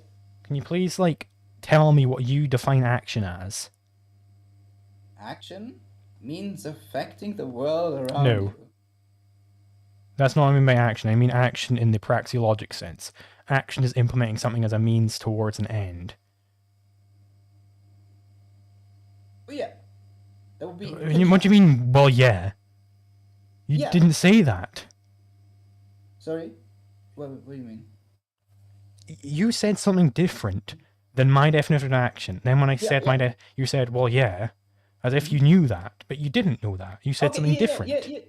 No. I didn't try to sound like I knew that, right? Okay. But that's what I was trying to express actually, right? You like because I was very confused that you use action in a way that generally people don't use action, right? So people do in use your- action in in your this way. framework, you can do something and cause something and actually not be acting. No, you have to actually be implementing something as a means towards an end. You have to be aiming at intentionally, something. Yeah, action requires intent. Mhm. Which, But so yeah. you agree that you can cause something. So the intention of my mother getting pregnant was to have a child. Mm-hmm. It was not to have that child debate. Mm-hmm. So she wasn't acting towards having this debate. Yeah, sure. Yes. But that doesn't mean that she. You said the opposite earlier. That she isn't physically causing the conflict. But I don't care what the physical causal chain is. I care what the causal chain with respect to action is. Okay, gotcha. It's all about action. Mm-hmm. Right? So do you accept that it is Friday who is initiating the conflict there? Okay. Okay, so... Okay, hold on. One second. I'm just thinking if I should accept the framework built on like this hyper-specific... No, because you were inquiring as towards my... You said that my framework, my ethical framework, would necessarily lead towards mass suffering, I think that was the phrase you used. Yeah, it allows. Yes, so we're trying to get down what my ethical framework is right now. That's exactly my point. Happened. So we need to understand what my ethical framework is before we can do that. Okay? But this is already okay. So can we do that? But can we go from here? So do you understand how my definition of conflict avoidance, my definition of natural law, implies, therefore, that Friday is the one who's initiating the conflict? Do you get that? My issue is precisely with your definition of action. Because you allow someone to cause massive suffering without ethically being to blame for it. Do you get how Friday is the one who's initiating the conflict when it comes to that stick? Okay, so therefore we have homesteading. I have homesteaded the stick because the second comer and any nth comer after him is going to be the one who's initiating conflict. It's the first comer who's homesteaded. Do we have that down? Yeah. But the So, issue is, how does this imply massive suffering would be caused by implementation of my system? yeah, because like we can start like earlier. The issue is that you allow people to cause massive harm by just making them completely, deriving them of any guilt, by saying, well, you're, even if you take an action which you didn't intend or aim to cause suffering, You can't take an action that which action and did justifiably so in that property framework, then you're not to blame. And that's and the blame mechanism is kind of the only mechanism. it sounds a whole lot like you're the one who's saying, well, we should just murder all humans. Because if I have a child and then 5 million generations down, one of them commits a murder, I've caused that murder. Well, how dare my system allow me to have that child? We should just all kill ourselves right now. Like, there's massive well-being coming from these massive amounts of children that you had. So, but how does my system necessarily lead to mass suffering, is what you said? I'm not saying necessarily, right? Okay, so how would it... What is your argument then? Like, potentially lead to mass suffering? Wait, no. It just seems like an unfair burden. No, it's just that you allow the suffering happening right now, right? So, what do you mean? What suffering do I allow to happen right now? Resources. For example, you can have someone having power over another. They really squeeze the labor out of them, causing them to suffer as a result. Like a sweatshop. We can go over sweatshops if you want. I love sweatshops. Exactly. Right. I love them so much because it's benefiting everybody involved. Right.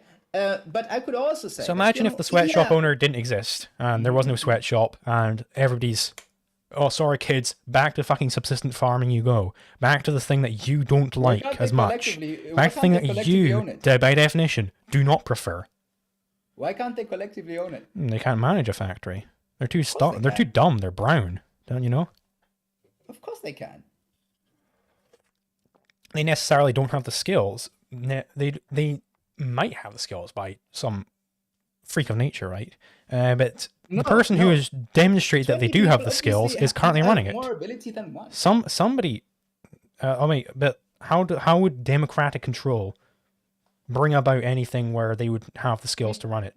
Don't you think that people act? Because in the free market, we have it where the only people who have the skills, those people who do have the skills, will necessarily come out on top and start owning factories, right? Because we agreed earlier. We agreed earlier that those who have the most skills to do these things, they'll rise to the top. How? We agreed on it. Okay, so the mechanism is generally, because people buy the better product, right? Or the better goods or services, right? Yeah, well, basically, if I'm very, very skilled at doing something, I'm going to be better at doing it than other people. In the same mechanism, those people could just implement leadership, management, engineers, whatever, that is sufficiently efficient. What? Right? And they would have power over them. They could implement leadership. They can obviously, in a democratic fashion, hold power over the management as well, right? Even if you suppose they're too dumb. So they can hold power over the management, and how on earth are they going to know how to manage better than the management? Because they can just replace it with better management if they want to. What? How would they know what management is better? I mean, how on earth do you know whether... why wouldn't they just go to a different factory? Because if some factory is run better, why wouldn't they go to that factory? Exactly. Rather than taking that factory owner and moving it to their factory. Oh, for example, if decisions are made that harm them directly, right? In that way, they just have a weight over things that they just know better. If something harms them directly, why wouldn't they just go to a different factory? Well, because the other factory might also be operated in the interest of the manager. So what actual vote would they do? Where it would make better management. What vote could they hold? By the way, are you actually racist? Just no. Okay. Okay, what vote would they hold? There are different ways of managing co-ops, right? And I don't really mind distinguishing. So you could either just have a direct democracy and just make decisions by the workers themselves. Then there's an ability of you just voting representatives, or like a single representative, or you can have representatives that elect also like a leadership position that manages like a board of the company. I'm not understanding. Like, they say there's my factory. I own a factory in fucking Venezuela or something, right? And it's some sweatshop, and then the worker is. How would they go about first determining that I'm managing it badly, and then what vote would they actually hold to bring in better management?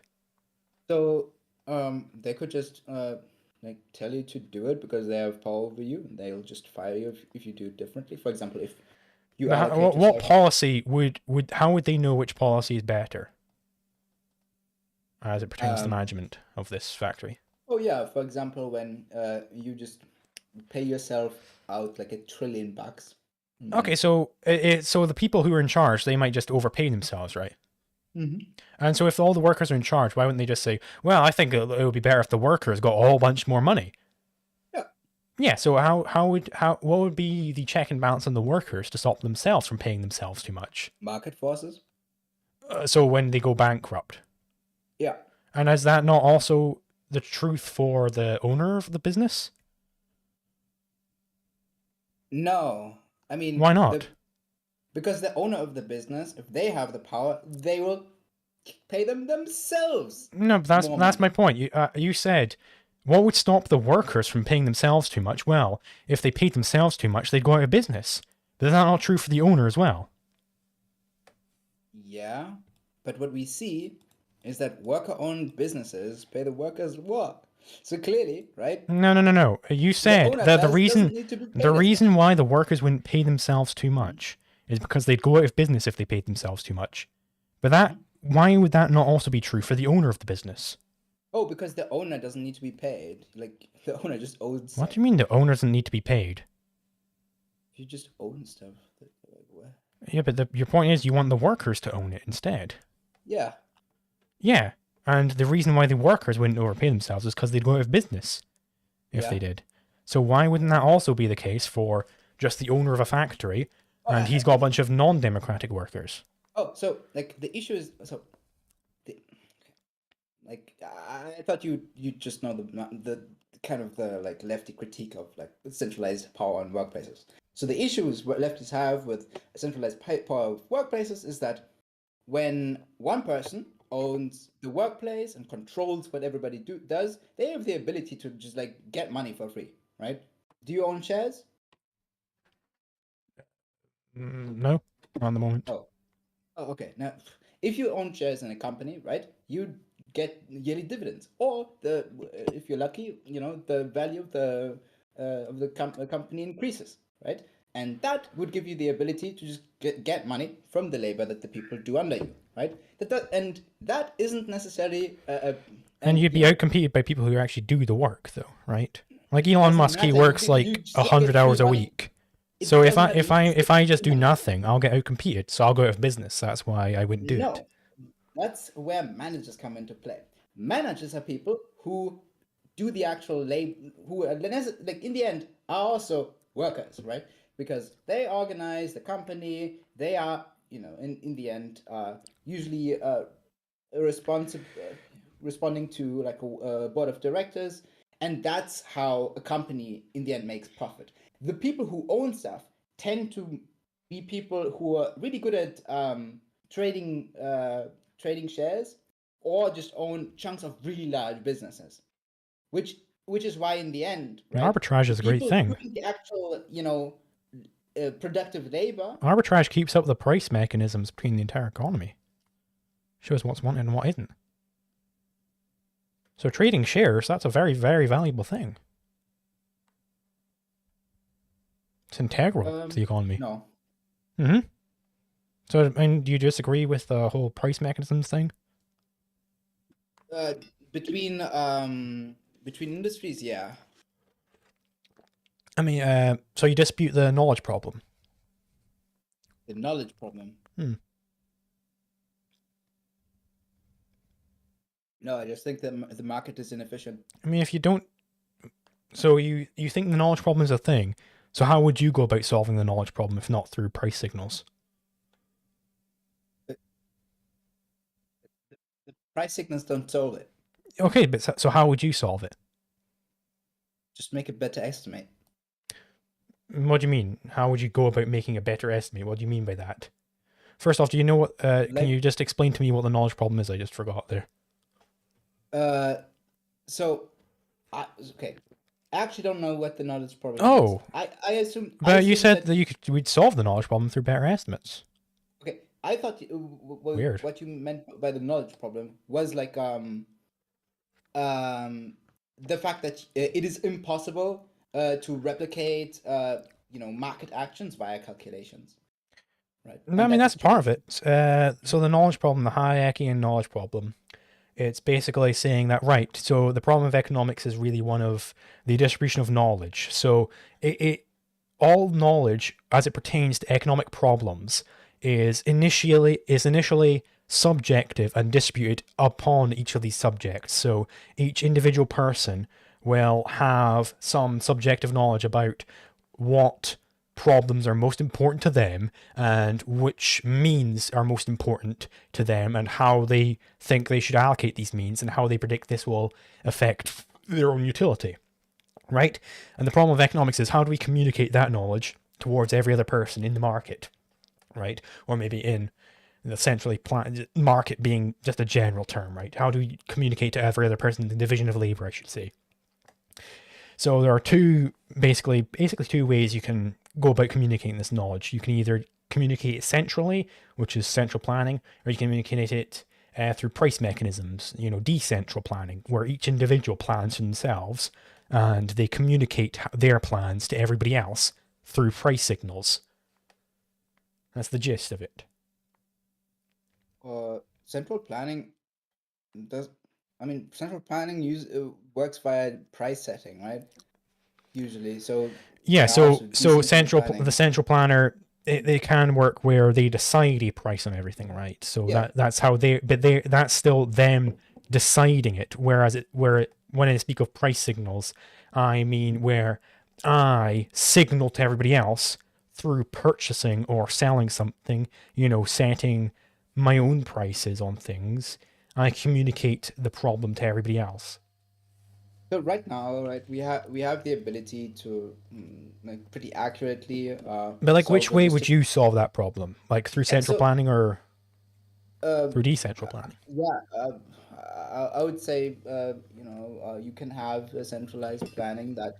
Okay, so centralized planning. So I'll just give you an arbitrary level of technology. How would I, Joe person, right? How would I communicate what I want to do to solve my individual problem? How would I communicate that to the central body? In what manner, right? Like how resources should be allocated, like factors of production should be allocated. I'm facing various economic problems. Maybe I don't have enough paper to print out all the magazines that I want to produce. So I say, hey, I want more paper. How would I communicate that to the central authority? I would just say that with an existing system, we have. But in your perfect, I am giving you an arbitrary. You can have just whatever Star Trek technology you want. Yeah. So I have it's your perfect system. Star Trek central calculator computer that, on one hand, solves the logistics. No. But how exactly would I? So would I just type into this computer, hey, I want some paper, and then that sends off to the central authority, right?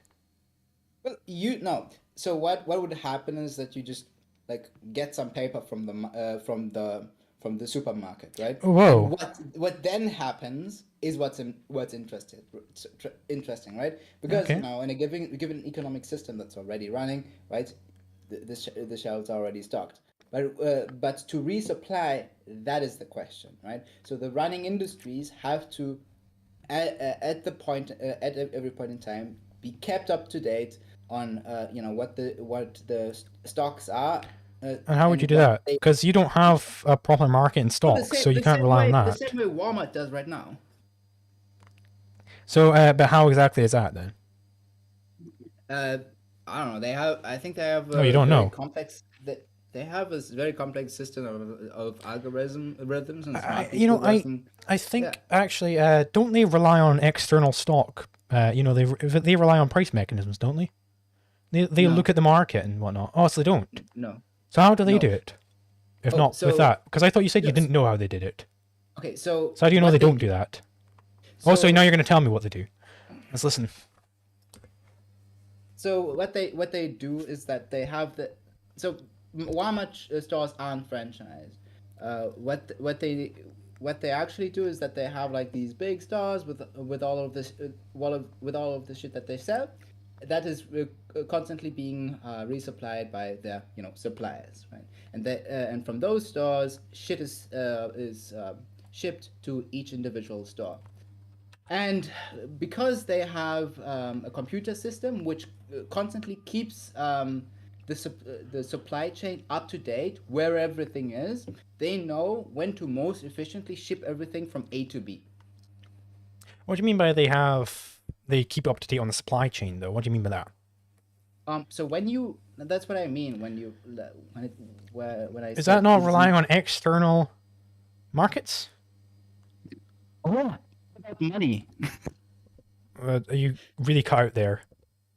Yes, without money, my dude. Okay, so yeah, they're relying on external markets, though, right? Okay, what's your point?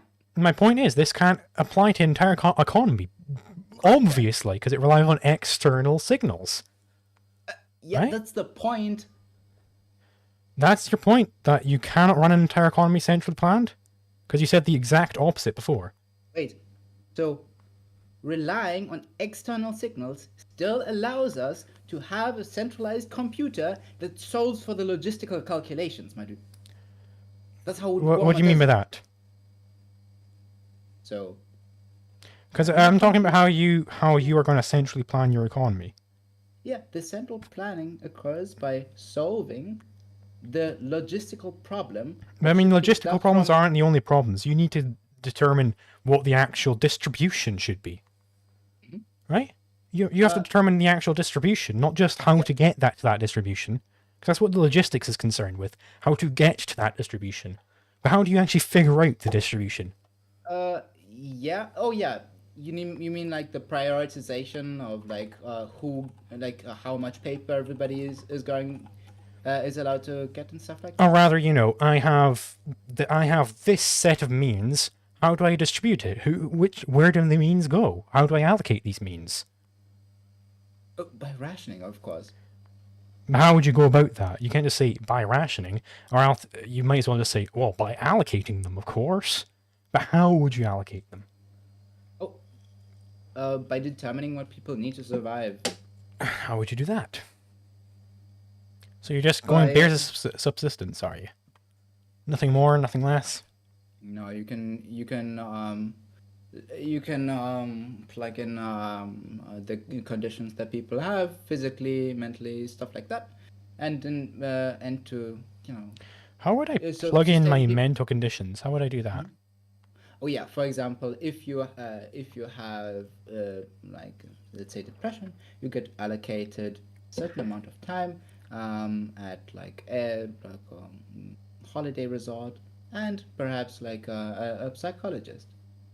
Right? But how would you actually? So we're all inputting this information, right? It all gets sent to the central planner. How does the central planner go through and actually do all this? Right? Would they have to use some statistical model or something like that? Yeah. Okay, so they're using a statistical model. The entire purpose of statistics. I actually did a lot of stats in my university course because I'm doing mathematics.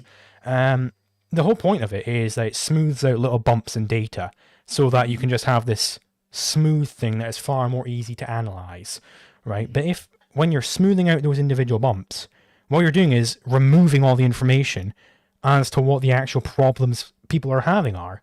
So you're not actually solving the problem of economics. You're solving some different problem. So you're misallocating means. I don't see how this follows. So that's the entire point. When you're doing statistics, you're aggregating, right? You're lumping together similar things, and you're smoothing out the bumps in the data so that it's easier to analyze. That's the point of statistics. That's what it's for. That's what it was designed for. I mean, that's not how optimization is generally done. That's how statistics is done. That's the point of statistics. Okay, I mean, that's how you like collect and then like graph the data. That's how you analyze but it. that's not how That's the the analysis. optimization process works, right? But that's the analysis of it. No. Of course it is. That's what statistical analysis does. No. Yes. The optimization processes are actually concerned with finding the minima and maxima of your utility measurement. I mean, what would that give you? Well, the optimal distribution of stuff according to the metrics that we set. Okay, so you've got in all this data, you've got all the information, right? But then you've done some statistics on it, so you're not looking at the actual data set anymore. And then you've done maxima and minima. Easier to analyze. Yes, but then you're not analyzing the data anymore, so you cannot possibly solve the actual problems. Unfortunately, some people are gonna be too opulent. They're gonna get allocated too much paper. I'm sorry, my guy. Okay, I'll address that. I just need to go to the bathroom real quick, so be back in a second. I'll get some water as well.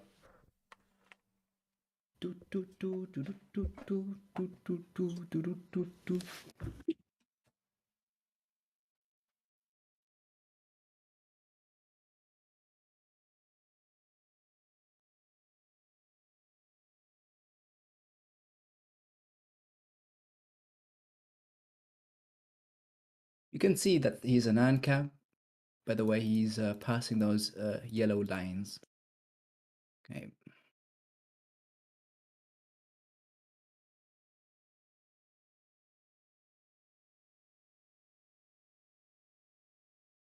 Hey chat, give me a red heart.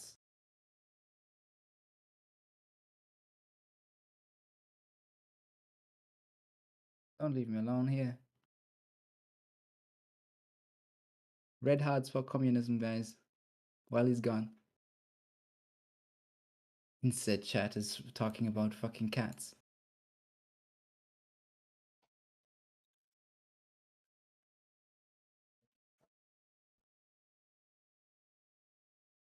Hey.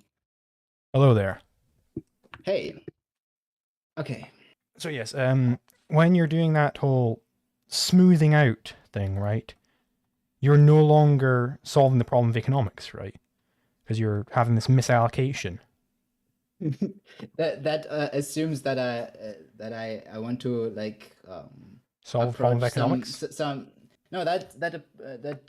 assumes that I want to solve some like assumed perfect distribution of resources. I don't know if that exists, and I don't really. No, you're not even attempting to solve or exactly.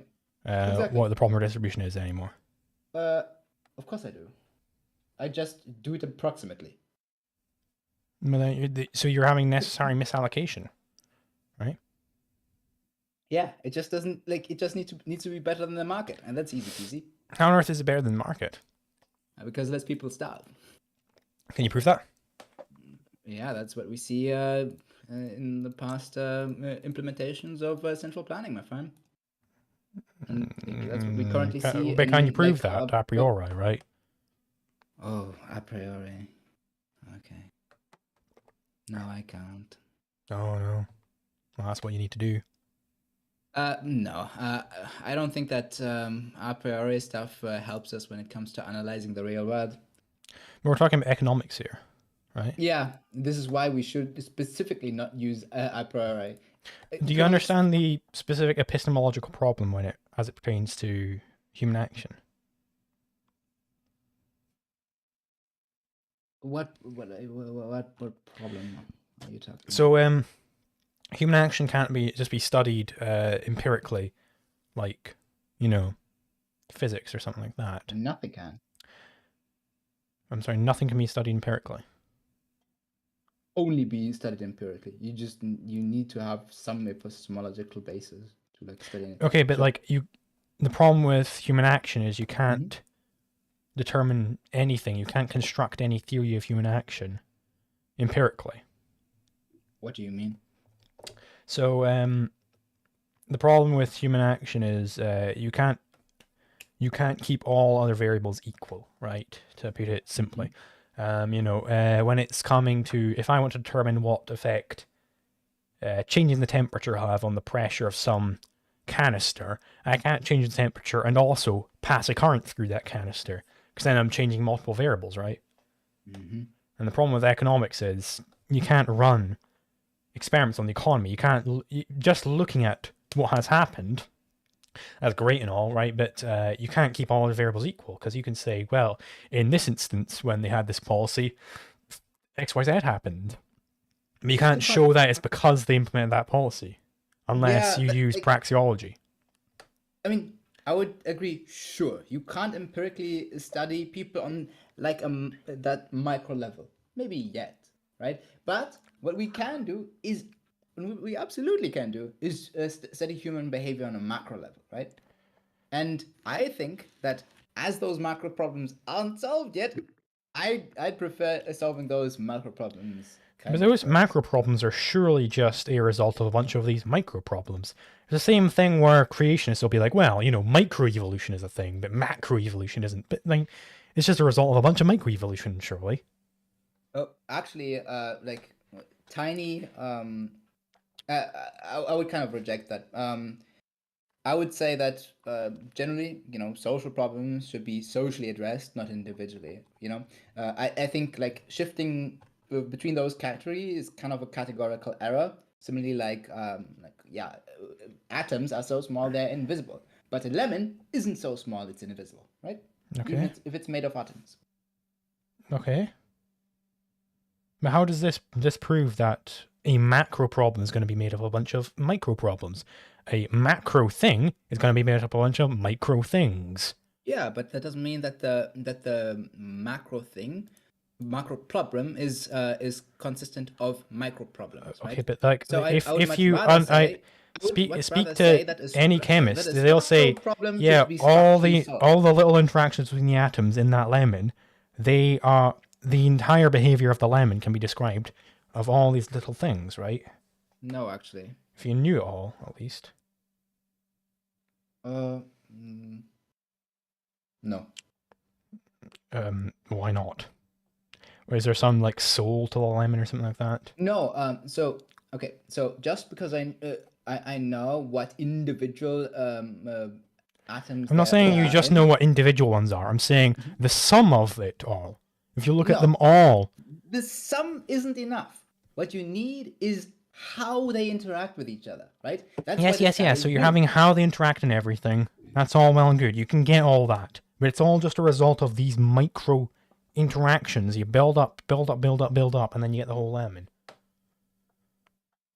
Well, the issue is that only out of the macro structure, you get the macro picture of the lemon, and the structures.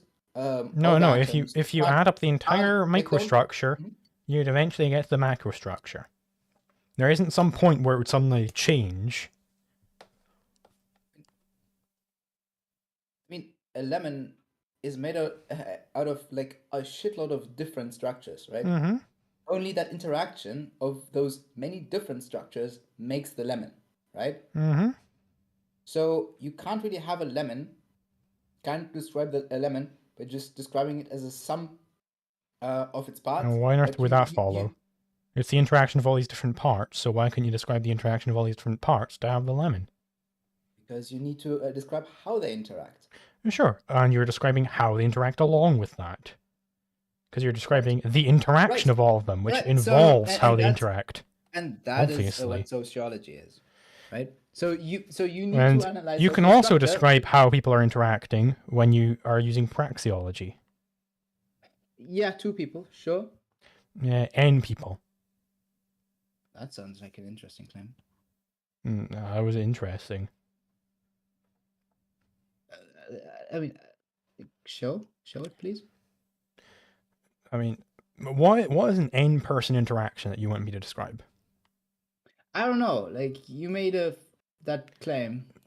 So there are n people interactions. What would be such an interaction? Let's say, well, there are a bunch of employees in a firm, right? Mm-hmm. There are n minus one employees and one employer, right? And each of these employees, they trade or whatever, and they get themselves a job with the employer, and then you have this n-person system. It's an n-person interaction made of a bunch of dual people interactions. Mm-hmm. There you go. Okay. And how does it help us like minimize starvation? What the fuck? Where the fuck did that come from? Well, because that's kind of what I'm concerned with. You're concerned with minimization of starvation. Just starvation? Because I mean, if we allocate literally everything towards food, then yeah, nobody will starve, but we'll all die of thirst. Oh no, I just think that there are definitely ways in which we can more efficiently allocate resources so that So how would you don't more have this efficiently much allocate starvation. resources? For example, have everybody go vegan. How would that be more efficient allocation of resources? So let's define what we mean by efficient allocation of resources here, because surely it means when you are better attaining people's ends. Yes. So what if my end is to have meat? It could never be a more efficient allocation of ends to have meat, not have meat. I think that people living is more important than people's taste preferences. Okay. Also, that's utterly irrelevant. Yeah. Yes, it is utterly irrelevant. You're correct in your agreements there. To what? To that you like meat? Yes, my end is I want to eat meat. So it could never be a more efficient allocation of means to have it where I'm not allowed to eat meat. Not possible, given the definition we agreed upon. What definition did we agree upon? That efficiency, when it comes to allocating means, is based on whether it's able to meet those ends that people have. Or rather, how able it is to meet those ends. That doesn't follow. What the fuck? We agreed on that. What does efficiency mean? Well, that's a good question. You said you could more efficiently allocate means. How do you define how efficiently you can allocate means? Isn't efficiency input divided by output? I don't know what that would entail when it comes to entire economy. Achieving the ends we want with a minimal effort. Okay, so achieving the ends we want. So it's all about achieving ends, right? And so if my end was that I want to eat meat, and let's just say a reductio case where everybody's end, they want to eat meat as one of their ends. How on earth could it be a more efficient allocation of means to stop everybody from meeting those ends? People don't just have one end, right? No, we're taking a reductio case here. Everybody's end, they only have one end, and they want to eat meat. That's all they want to do. I think the fact that people have priorities, to me, is actually the solution of that problem. Having everybody go vegan would necessarily be a more efficient allocation of means. But in this reductio case, it necessarily would not be a more efficient allocation of means. Yeah, so how on earth can you say that it would be a more efficient allocation of means? Because people have priorities, right? But I'm giving you a reductio case where everybody's end is they want to eat meat. Sure. Yeah, in that case, that's not the case. Yeah. Yes, so how can you say a priori that it would be the case when everybody goes vegan that there would be more efficient allocation of means? Yeah, it wouldn't be then, but I'm talking about... So how can you say a priori in our world that it would be the case? I don't argue that way. I'm talking so how would you say in our world, because there is a reductio world where your thing doesn't hold, where everybody going vegan isn't a more efficient allocation, so how would you know that it would be a more efficient allocation in our world? Oh, because people prefer to live longer, because people prefer... Not necessarily. Yeah. Some people prefer to have tasty food and they don't care that they'll live a less lengthy life, right? At the moment, yeah. You cannot say a priori that people would necessarily. I'll just give to you that veganism would be healthier. I don't care about the nutrition debate or whatever about that, right? Let's just say that veganism is way, way healthier. Some people they show that they prefer what they're doing when they're eating meat to being a vegan, right? Because there is time preference involved. I don't know, man. Not everybody is low time preference. Some people are high time preference. I don't think that. So I don't think that necessarily, right? Being able to pursue your high time preference means that in the end you'll be happier for it, for being able to pursue it. But we're talking about efficiency of allocating means here, right? And you're saying an efficiency of allocating means is determined by what people's ends are, and people's ends might be high time preference. Ends. I don't recall expressing myself that way. I mean, if you didn't, you'd be wrong. If you express the opposite of that, you'd be wrong, I should say. Because a person's end could be high time preference. I never said that. I don't think I ever said that. Like, what I'm looking for is to meet people's ends. I'm trying to maximize well-being and minimize suffering. No. You said your system was more efficient than the free market, and we agreed that efficiency was determined by the ability to meet ends. That's what we're debating right now. We need to keep going over definitions all the time. Yeah, man. I mean, because you keep reneging on the definitions that we've agreed upon. Okay. Like I'll give you that. Like the free market might be the most efficient thing. Okay, so you've conceded that the free market is more efficient at allocating means. It depends on what framework we're talking about. What do you mean? What framework we're talking about? Of course, like if what framework of what? Do you mean if we change the definition of efficient, suddenly it'd be less efficient? Obviously. Christ. Exactly, right? So like, what would be your definition of efficient then? If you think mine's bad? Well, maximizing utility, of course. So you define efficiency by maximizing utility, and how do you determine that? Maximizing well-being and minimizing suffering. And how do you determine that? Interpersonal comparisons of utility. Meeting people's priorities and what's necessary. Meeting their ends? Sorry? Meeting people's priority and what's necessary for their well-being? And that would be determined by their ends, surely. But no, not necessarily. But their well-being is determined subjectively. And your ends are necessarily those things that maximize your own utility from your own viewpoint. No. For example. How not? Because I don't always do what I like the most. Of course you do. You necessarily do. The current action that you are involved in is the action you value most out of all the ones you're aware of. At the moment, yeah, but that doesn't mean that it's always true. You could not ever do something that you did not expect would attain your highest valued end. It's impossible. It's a contradiction in terms. No, not just at the moment. It's literally impossible for you to ever do something that you expect did not meet your highest valued end. No. Yes, because you are acting to bring about a better world. You necessarily, the end that you choose to achieve right now, necessarily must be the highest valued end. I reject that. How on earth can you possibly reject that?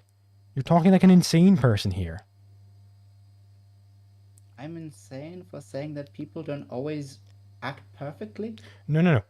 Whatever end you're currently acting towards necessarily must be the end that you value highest.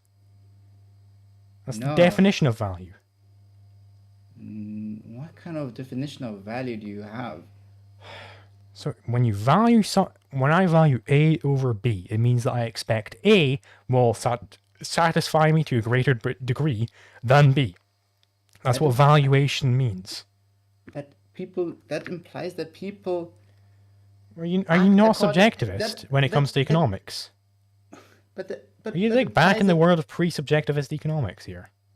But that implies that people like act according to the same value framework No, it fucking doesn't.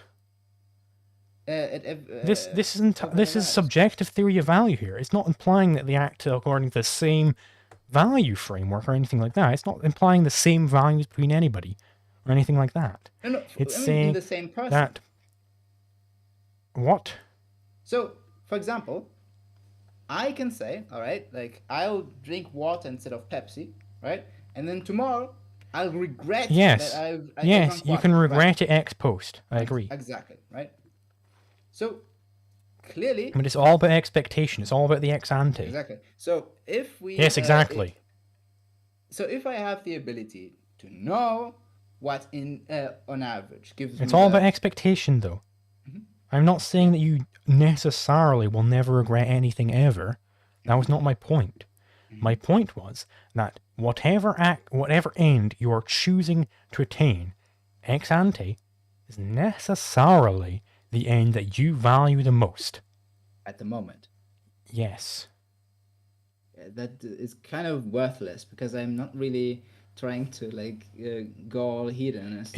It's entirely impossible for anybody to dispute that valuation, though.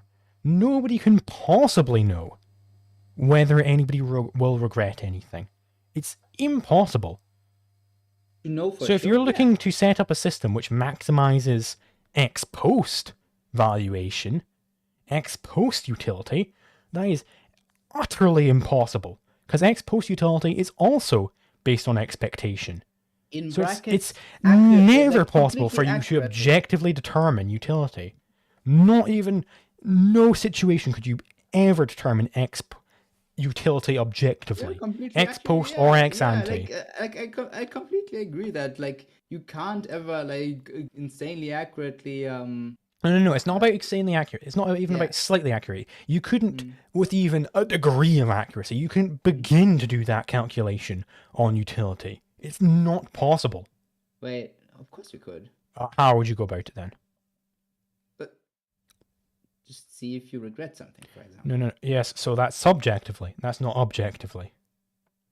But that would like the calculation. And again, that's if I say, well, geez, I really would, I think I would have preferred having a Pepsi instead of a beer there. Do you You mean know, objective? well, What do you mean by objective? I in might that- say in that in that framework, then? I might after the fact say, well, I would have preferred actually having a water to a Pepsi there, but that's still based on an expectation. I don't actually know that, right? It's just it's all about expectations, right? So it's all about subjective. It's all about in the subject's brain. This is all happening. None of it is objective. None of it is interpersonal. None of it can apply across an entire society, which is what you require. Because you're a utilitarian. Yeah, I mean, I don't claim that there's an objective value of utility. I think that this. So then it's value of impossible for you utility to should- maximize it. Objectively, of course, yeah. I think that Yes, this- it's objectively impossible for you to maximize utility. I agree. Yeah, of course, right? So Which is maybe what you that's the require problem. because you're a utilitarian. So yeah, like so maybe you assumed something wrong about me. So what I actually want. I asked you in the beginning if you're a utilitarian, and you said yes. So you need to maximize utility, and you said it in fact like 5 minutes ago that you want to maximize utility. Yeah, and the Right. value of utility isn't an objective value. So how do you maximize utility then? It's something that arises intersubjectively that we negotiate socially. What on earth do you mean by that? You know what I said. We ask people what they like. So you just ask people what they like, and Yeah. so let's that's right. You have this massive authority in the middle, like some central planner. They send out a survey. Just write on this card what you like, and from that we'll somehow figure out how to do something. No. Okay, so what do you mean then? What is the actual prescription on how society should be based on? Well, just ask people what they like. So maximizing the ability of people to pursue their own self-interest. To do what through their own self-interest? To pursue it. To pursue their own self-interest. Okay. Yeah. So how would you go about maximizing somebody's ability to pursue their own self-interest? By giving them the ability to control their own body, their own domains like their home, their workplace. And that way they are Why their able home and their to, workplace? because those are the areas that seem to affect Nothing people the else? most. How do you determine what affects a person most? Oh, I mean, we can you see like that in society, right? People are seem to be most affected by, like, in terms of like well-being, by the like social class, right? Like if you're really really poor, I people mean, you're saying the don't word tend. seem to be. That's Mhm, mhm, mhm, the mhm. word seem to be worries me there. Yeah, yeah, yeah, yeah, yeah. Yeah. I don't know. Hmm.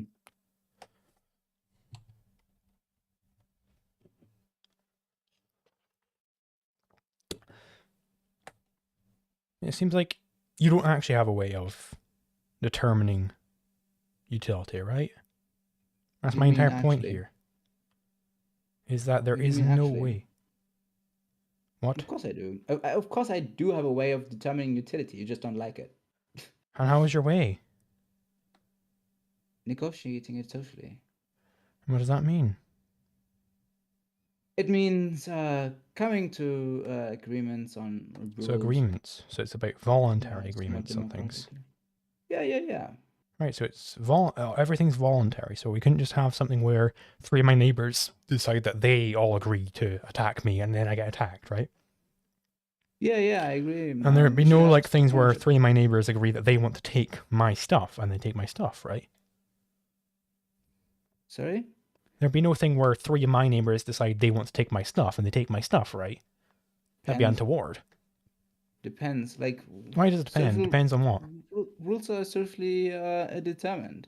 So it depends on the So rules if, that we set. there are only 10 people on planet Earth, 9 of those people want to rape the remaining person, is that fine because it's socially determined? I don't think so. Why Makes not? because so rape is actually bad because it seems Oh, to no harm the way. people that are raped. But I mean, it would harm me to take my stuff. By my own estimation, definitely. By definition, it harms me to take my stuff. Yeah. So but you said that rape is bad because it harms the person, but it also harms me to take my stuff. Yeah. So you don't take my stuff. Yeah. You said before that it would be fine for my neighbors to take my stuff, though. Well, it depends. How property rights are determined. If it's your stuff, I'm according to asking the how you property determine laws, property rights, though. by laws, What do you mean by like laws? everybody does.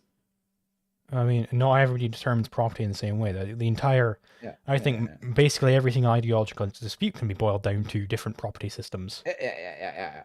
Yeah. Yeah. Yeah. Self ownership. Workplace ownership. Ownership What on do you your mean by own workplace home. ownership? We only have. What would be a workplace? How do we define a workplace or a home or anything like that? Like, we're just in nature. We're Crusoe against nature. How would I go about getting a workplace involved that I could own? Talking about industrialized societies. I mean, does your ethics not apply to all of human history? Does ethics change throughout human history?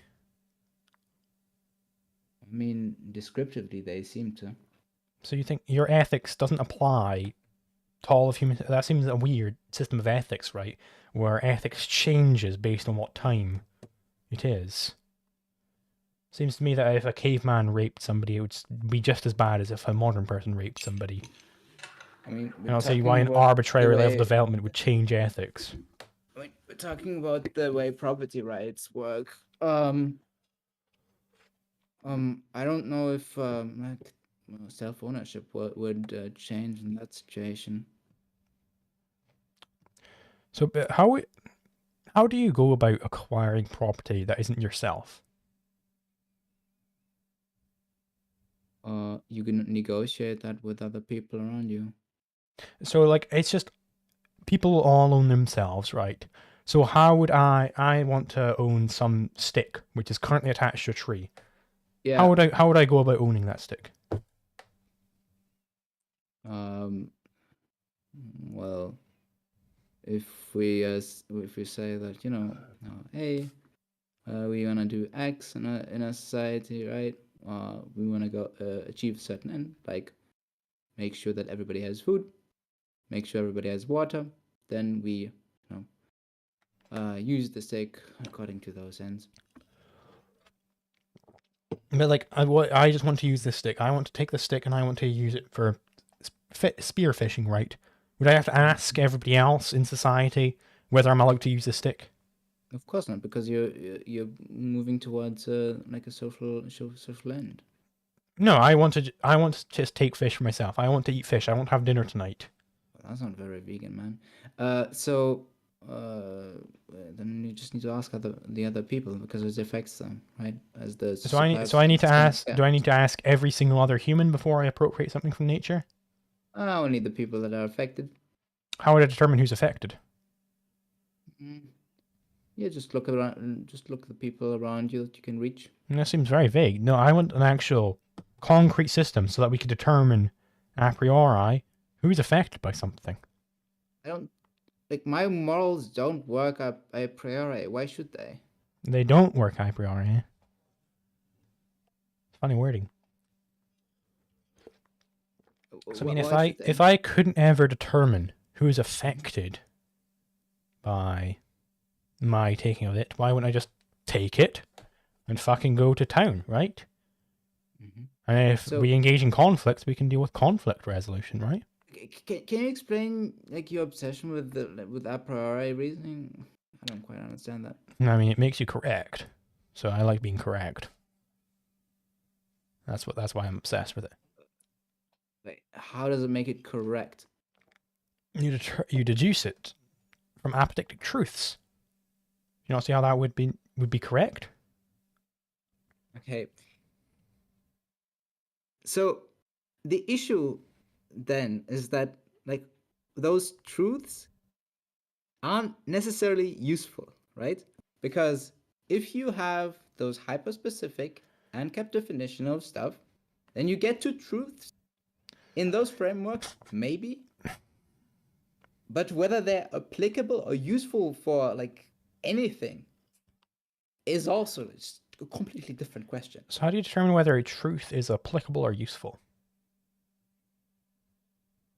Well, I determine it by feeling, seeing what ends I have, and seeing if those truths or those that knowledge helps me pursue that end.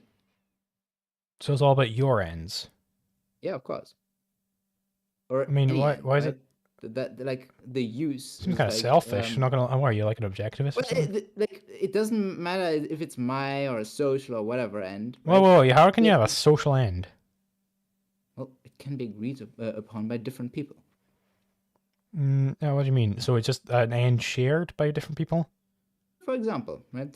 But in any case, right? Like something is useful, right? If something can be applied for something people want, and I don't quite see how a priori reasoning is something that would be described as useful, man. I mean, if it gets you to truth, is truth not useful? Oh, okay. You have an asshole, right? Mm-hmm. Is that useful in this debate? What's useful to know? In this debate? Not with respect to the debate. Yeah, right. So. But we're talking about with respect to life.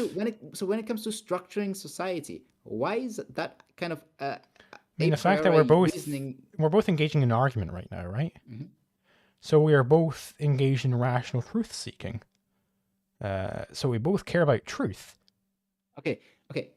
So we're both after truth. It is probably the truth that you have an asshole, right? But but when it comes to like moral systems, that's not the reason why that's not relevant.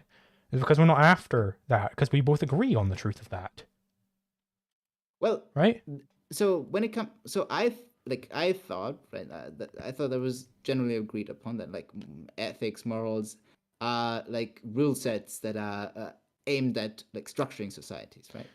But like the point I was getting at there is because we're both engaged in an argument right now. We both care about the seeking of truth. That's what argumentation is about. It's about the seeking of truth. So therefore, we both necessarily care about truth. So it's incoherent to say, why on earth would anybody care about truth in the course of an argument? So you aren't arguing when you say that, you're instead babbling. So my contention is usually not that what you're saying is true, but whether it is applicable to anything when it comes to structuring societies in a way that like people would want, right? So like the fact that you have a butthole is true and very medically relevant. I don't think it's relevant when it comes to parliamentary politics, economics, stuff like that, right?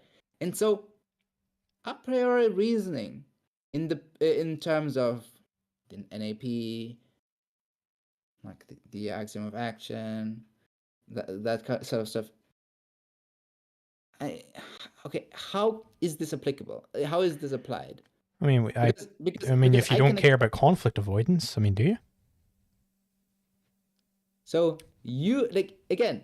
I'm asking you, do you care about conflict avoidance at all? This is kind of begging the question because you are talking about a very specific kind of conflict avoidance. I'm talking about what conflict means. Yes. Yeah, you are obviously defining. I rely on a definition of conflict. Yeah, this is entirely reductive. Like, well, when you're talking about utilitarianism, you rely on a definition of utility. No, obviously, when I speak, I rely on definitions of every single word I say. Well, you're talking about a very specific, a very niche, and kept definition of conflict avoidance. Do you? Right? But you understand that definition. I've explained that definition, and do you care about it? I don't really care about it because I don't think I find it useful. Do you care about truth seeking though? It depends in what depends on the definition of truth. Yes. Like when it comes to truth seeking, about some truths I just don't care. Right? You are seeking truth really right now. I don't really care yes? about like the medical issues of someone else. Right? Those are true. But no, I don't really care. You are seeking truth right now, right? Like that's what argumentation is about. Yes. So, it's possible that it is also a question. What so we're arguing about. I thought this was a question about social organization. When you are seeking truth on something, mm-hmm. when you initiate conflicts with other people, it's possible that you remove their ability to communicate some truth to you, right?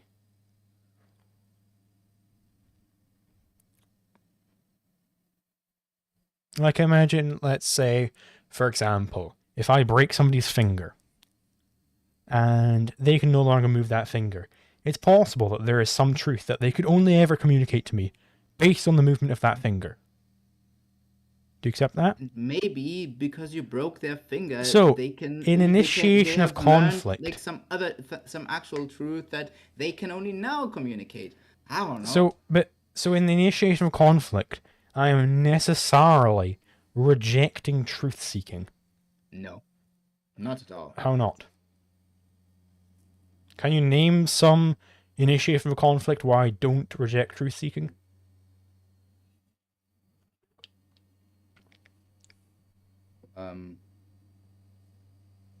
Like in your specific definition of initiating conflict. For example, when I steal a book. Okay. But there could be some truth that the other person could only ever communicate to me through the use of that book. That's not a priori true. Mm-hmm. It is true. No. That it is not necessarily true. Yes, it is necessarily true that it is possible that there is some truth that the person I am robbing could only ever communicate to me through the use of that book. Yeah, but the opposite can also be true, that only through robbing I can see that truth. There might be some truth that you can only see through robbing them, yes. But that's actually, is that true? What truth could you ever see through robbing somebody? Right? Well, by It's the content of that book, truth of seeking, course. because By the content of that book, of truth course. seeking is about communication, Yeah. right? It's about communicating truths between people. It's not just about me learning some truth about reality on my own. It's about me communicating truths with other people, Yeah. And for right? example, So a book on so it's about communication. So it's possible that there is some truth that the person I am stealing from could only ever communicate to me through the use of that book. That's possible. Okay, can you please not repeat that? Because we already agreed upon that, right? I keep having to do this for everything because you keep rejecting previous definitions. Okay. So, but the opposite can also be true, because there could be something in that book that only through reading that book I could deduce some fundamental truth from that, right? Yes, but that's not truth seeking in the same sense as when you're engaging in an argumentation, for example. Again, a weird definition of a word. I mean, What kind of truth seeking are we talking about? Not logical truth seeking. So rational truth seeking, when you are, engaging, the whole synthesis, fucking thesis, antithesis, synthesis thing, right? You're looking for new truths in the world. Yeah, absolutely, right? There could be something true in that book, or something in that book from which I can deduce the truth. You're looking for the communication of that truth, right? If you could deduce it on your Books are a own, medium of communication. yeah. If you're, then you can communicate with the author of that book. Sorry. Then you can communicate based on that. But when the theft is not communication, it's the rejection of communication. It doesn't need to be, dude. That's the point. It's a rejection of communication. No, it doesn't need, like, the theft itself doesn't need to be a communication.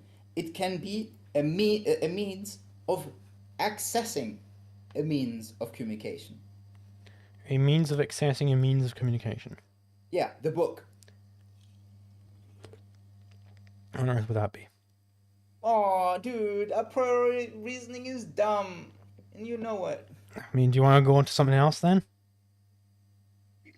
No, I really had enough for tonight. But like, you can ask me a question like to end this that you might want me to answer like in VC or maybe another time, and I'd like to ask one to you, because I'm just genuinely curious. Want to seek truth, as you would say. Yeah. All right. So I'll keep you along. I'll keep you around for a little longer then, I suppose. So do you have any like question? Not got any questions now.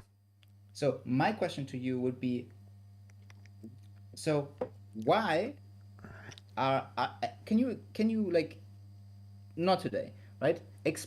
Like kind of make it make sense to me why these specific a priori truths that you're seeking are relevant to how you construct society. How do you pick out which a priori truths you use to construct a good society?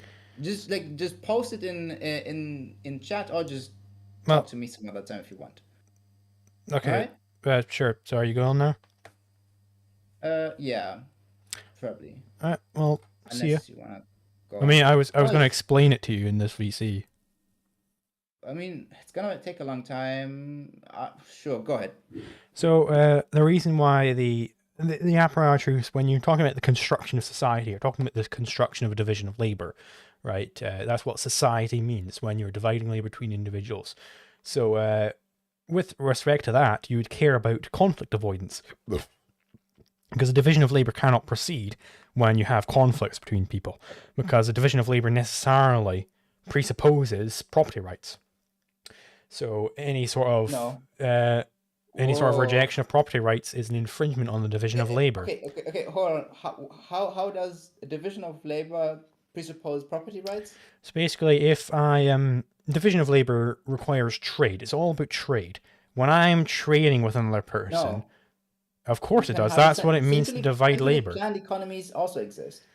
That's not a division of labor in the proper sense of the term. Oh. Like a division of labor is all about when I am engaging my labor in some action and somebody else is engaging their labor in some other fucking way, and then we trade, and then we have divided the labor between us, right? That's the division of labor. So like slave What the societies fuck did... weren't when the necessarily dividing labor? Not really. Well, I mean, they were dividing labor if you didn't consider the slaves as a part of the market.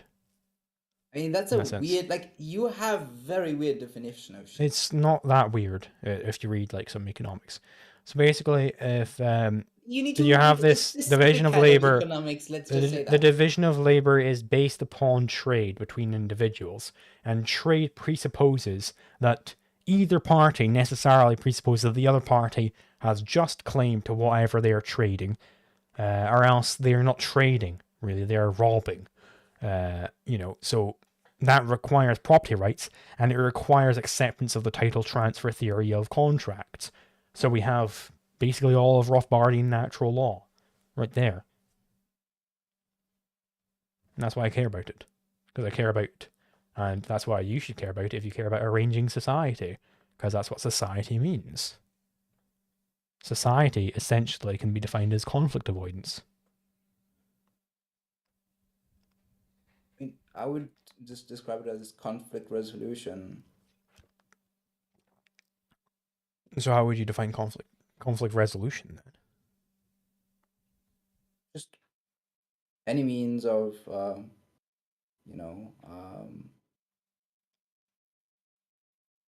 negotiating a conflict in a way which, all parties are maximally satisfied. That would be a beneficial conflict. But there are certainly some conflicts where both parties wouldn't be satisfied with the outcome, right? Well, yeah. And if you're talking about maximally satisfied, you're again requiring a interpersonal comparison of utility. Yeah, and that's difficult to seek. No, it's not just difficult, it's impossible. Well, that's what you say. I mean, do you have a counterexample to this?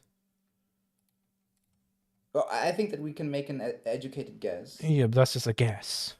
Yeah. When you say educated guess, you have to rely upon previous correct assessments, but you have no correct assessment that you can rely upon. Of course, I have previous correct assessments. No. What interpersonal comparison of utility can you say is definitely correct? No, I don't need to. I don't need to have definitely I don't need to deduce. But you absolutely require an interpersonal comparison of utility, which is not possible because you cannot measure utility. I can have interpersonal comparison of utility without deducing it logically. I can use a lot of induction if I want. I mean, how exactly would you use that induction to deduce an interpersonal comparison of utility, though? I mean, I think that's for another time.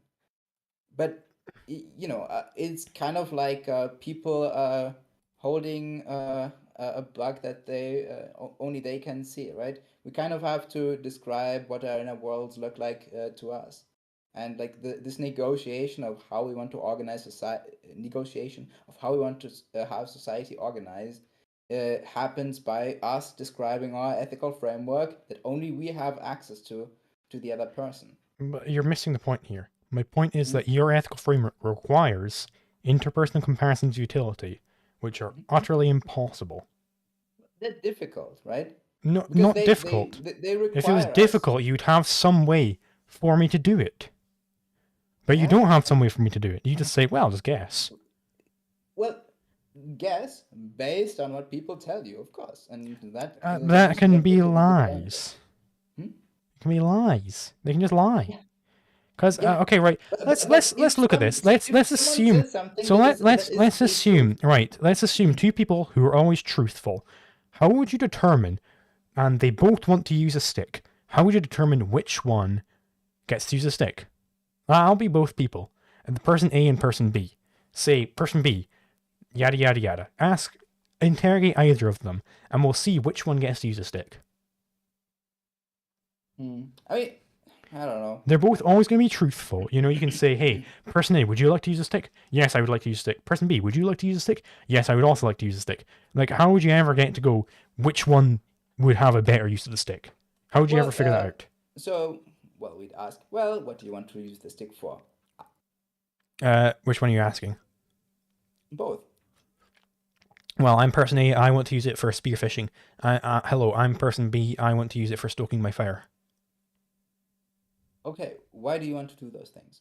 Well, I'm person A, I want to use it to eat. I'm person B, I want to use it to eat. Okay. Which way would best facilitate that end for you? I'm person A, best to facilitate that end would be to have the stick. I'm person B, best way to facilitate that end would be to have the stick. Why so? I'm person A because I need to spearfish. I don't have really the methods to make a net, and a spear is the only way of fishing that I know of. Hello, I'm person B. I can't use my hands. I can't delve into my hands into the fire, and a stick is the only way I know of to stoke a fire. Otherwise, I can't get a fire going. Okay. So the communal decision is reached. We share the stick. No, but we can't share the stick. It can only be used for one end. Once it's done with spearfishing, it's too wet to use to stoke a fire, and once it's done with stoking a fire, it's all burned up, and it can't spearfish anymore. Only one of our ends can be met. I mean, you can We're both being honest. In a fire, and realistically. What? Sure. No, it'll be smoldered to a crisp. It's very flammable wood. It can only be used towards one end. Well, we're both going to starve in 15 minutes. We can only do one of these ends. We're both being truthful here. I mean that's changing the I'm sorry, but we're both being very, very truthful. We can only be truthful. Sure, but you know, you saw the pattern, right? You can inquire based. That's the point. You never got to a point where you said, "Well, this one matters more than the other one," because they both just say, "Well, I want this, I want that." They can both only give subjective valuations. Do you understand that? Well, no. Well, actually, we didn't need to, right? We had the ability to share, and then you had to. But that's what you require. You require an interpersonal comparison of utility, which is only ever subjective. Yeah, but also, right? If we are able to pursue both ends, right? You can't. One end can only be pursued at a time. So which one matters more? Yes, but you can take turns. But which one matters more? Which one goes first?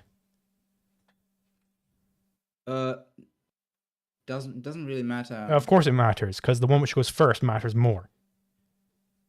Not necessarily. Necessarily, yes. That's what it means to go first. It's valued higher. No. For example, there can be a better time to fish. For example, at daytime, right? And let's just say it's all uniform. It's all uniform. Well, it's not in reality, right? Okay, but how would you determine which is the best? How would you determine which goes first then? Well, based on when it's the optimal time to. How would you determine which is the optimal time? Oh, for example, to most efficiently pursue that end. And but how would you determine that? Don't always conflict. How would you determine that? How would you determine when it's most efficient to attain that end? Because the end has a time preference involved, right? There's time preference. It might be that the fisherman really values fish in the present. He doesn't want to wait at all. Whereas the fire stoker, he just kind of wants fire at some point. He likes to look at it sometimes, you know. So there's time preference involved. How would you determine this? Just ask them, right? But how would you ask somebody their time preference as it relates to another person? How would you determine this through asking them? I generally don't consider time preference to be that important. Of course it's fucking important, because that's all that matters here. Well, it's not all that matters, of course. But it's very, very important when it comes to determining utility. And you need an interpersonal comparison of utility. Right? That's when it got exacerbated. I mean, that definitely increases people's time preference, but we can ignore people. We can say that they're not going to die soon, right? But one of them, they have differing time preferences, right? How would you determine which one would be better satisfied by the means by attaining the end in the present? How would you determine which one would be better satisfied? By asking them, I don't know. How would you ask? Like, What question would you ask them I don't to know, determine it's so which one weird is better because, like, satisfied? because I feel like I'm able to make these judgments on an everyday basis, and But I how don't would you think- ask? What question could you possibly ask these two people to determine which one would be better satisfied? Well, do you mind waiting? No. Okay, then let's go. Do you want what- a lot? What if they Yeah, kind both of. mind waiting? Hmm? What if they both say? You say, "Do you mind waiting?" They both say yes. Yeah. Then there's conflict, but there's usually thing. Yeah. So how would you deal with that conflict? That's the entire point. Keep negotiating. But what question could you possibly ask them to determine which one would be better satisfied to have their means, to have the means implemented towards their end before the other one? Oh, it depends on the individual case, dude. But how, just theoretically, how could you do that? Do you understand the problem here? There is a very You specific need to problem analyze when it comes each to situation fucking individually, trying to but, like, determine this, because you're only ever going to ask, they can only ever give subjective answers about how they subjectively value means. They don't know what the Yeah, other person is well, thinking, so they yeah. cannot possibly ever give you an that's answer why based on the other person's negotiations value are- scale. of So you these only are have always access to difficult. one value scale at a time, so you cannot possibly ever compare these value scales. Yes, right? Yes, But, so it's impossible. but we can try by making No, inferences. we can't try. You only ever have access to one value scale at a time, so you can never compare them. But we can try to make inferences It's based on like- what we ourselves prefer. It's then you're imposing your own value scale, a third party value scale on Not upon these two really. people. Not Yes, really. that's what you just said. No. You were saying what you would Like, prefer. so no, like comparing It's- between the people, right? It's a lot So, like if we had two races that happened, and we forgot to take down the times of each of the finishers. We only know the order that people finished in. How on earth would you ever go about determining which race had the fastest people in it? Because nobody noted down the times. We only know the order they finished in. How would you ever determine which first place finisher was fastest? Yeah, I would just have them run again. That would never, ever, ever determine which first place finisher finished fastest in those two races. Never. Not once. I doubt that. I really doubt that. You're wrong. You're just wrong. You might get a probability on which one Yeah. probably exactly. finished fastest, but you would never know which Exactly. one finished And fastest. that's all I want. No, but you cannot do that. You can't run the race again when it comes to, value scales. You can't run that race again. There's no analogy there. All you have is the finishing times.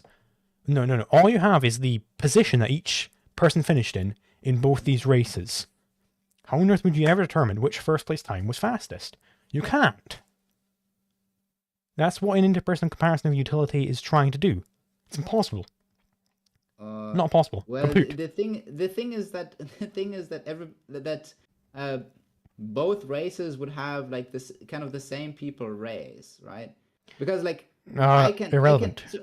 So because like they are so we have language to like relay the concepts in our mind, which enable us to like relay A, right? So if I decide with a friend what game I play, like I ask them, well, what kind of games do you like? Do you like gaming in general?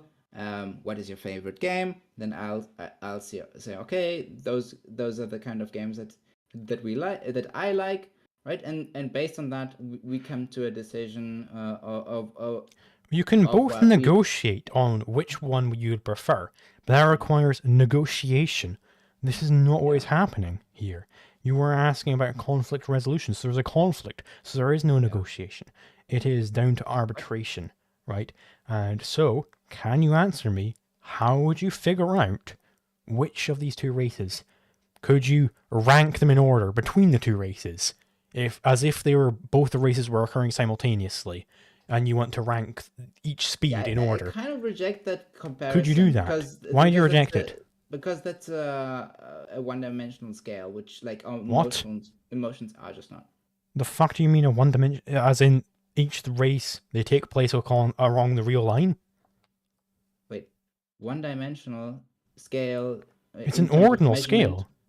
One-dimensional scale in terms of measurement just means that there's just one variable that is measured, right? Okay, that but is the time. the point that matters is that it's an ordinal ranking. That's what matters here. Yes. I'm trying to get across the point that the value is ordinal. Right. But the Yes, issue so is value is ordinal, and you cannot compare two ordinal scales. It's not possible. the thing is that we don't only just have those races in our minds, right? Because we can also compare these to other emotions that we probably have in common. Right. But this Like is hunger. none of that will ever be relevant to the ordinal ranking of values. None of it. Kind of will, right? No, not even a little bit. None of this can determine the ordinal ranking between two ordinal scales. Between two ordinal scales. Of course it can. No. Okay, right. So let's keep the analogy going here. We have these two races that have ran.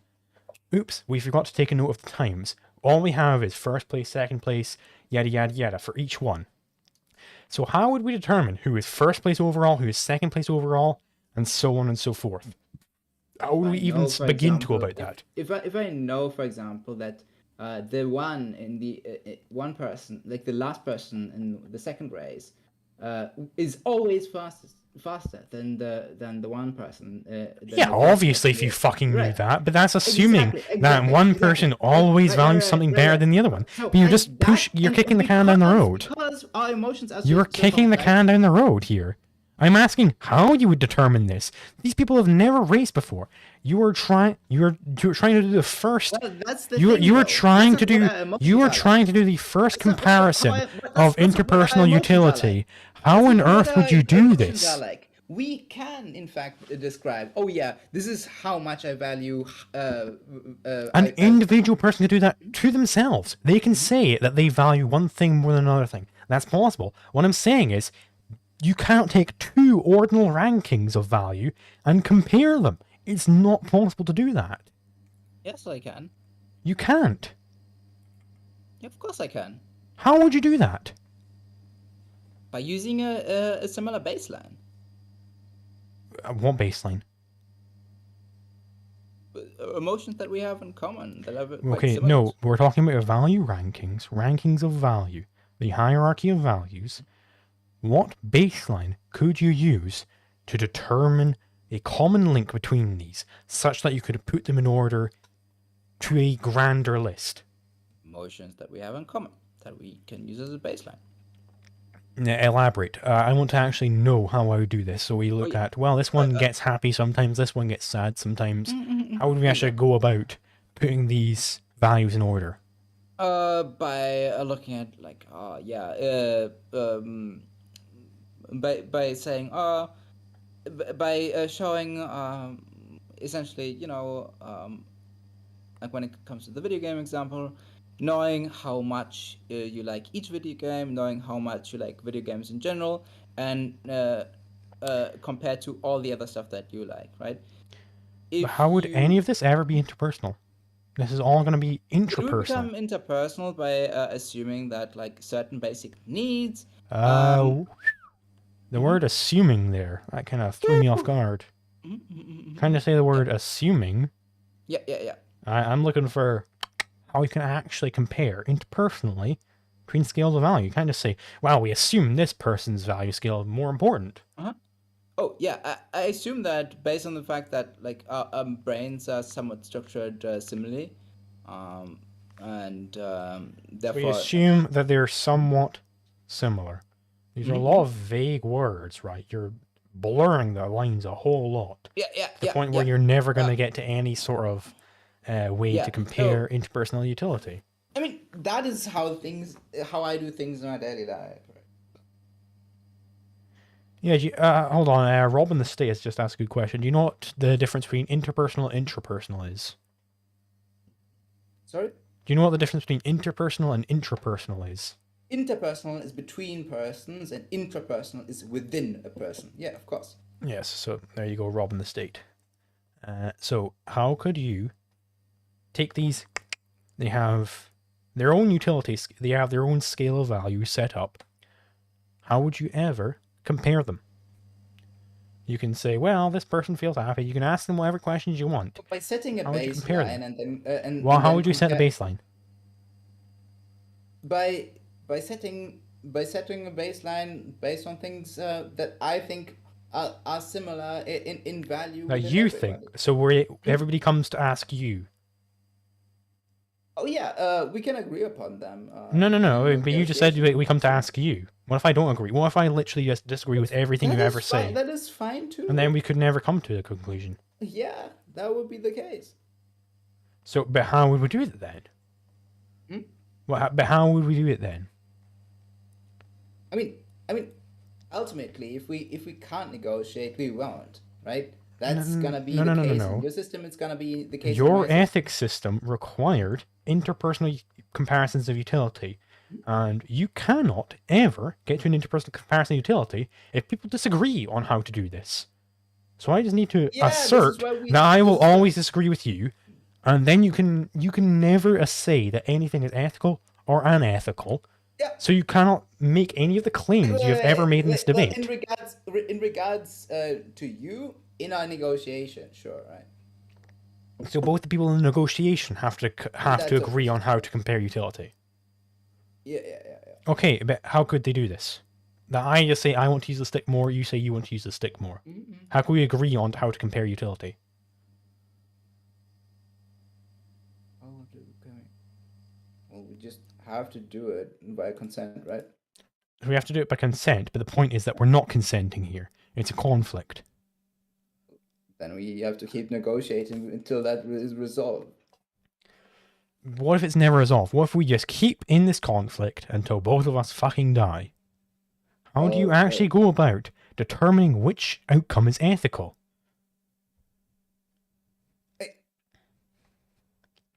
So I think that the ethical way of doing it will probably be first negotiating, then trying to assert your. How would I? Yeah, I would just go for like maximizing utility. I just which think requires an interpersonal comparison of utility, which is impossible, as we have established. But you say that, and because you reject. No. It's obviously true. It's just based on what it means to have an ordinal ranking of something. Well, only if you reject my assumptions. It's not based on your assumptions. It's based on what ordinality means. I can set the baseline and compare the feelings based on that baseline, right? Which you just reject. No. It's what ordinal means. That's what ordinal means. It's basically so ordinal, right? We can say that something is cardinal, right? The amount of water in a jug, that is a cardinal value, right? There is 1 milliliter, 2 milliliters, n millimeters, like 15 milliliters of water, yeah. Whereas ordinal is just first, second, third, fourth, fifth. Yes. Right? So how could you compare two lists of first, second, third, fourth, fifth? How could you compare those two lists? I think that they can be both.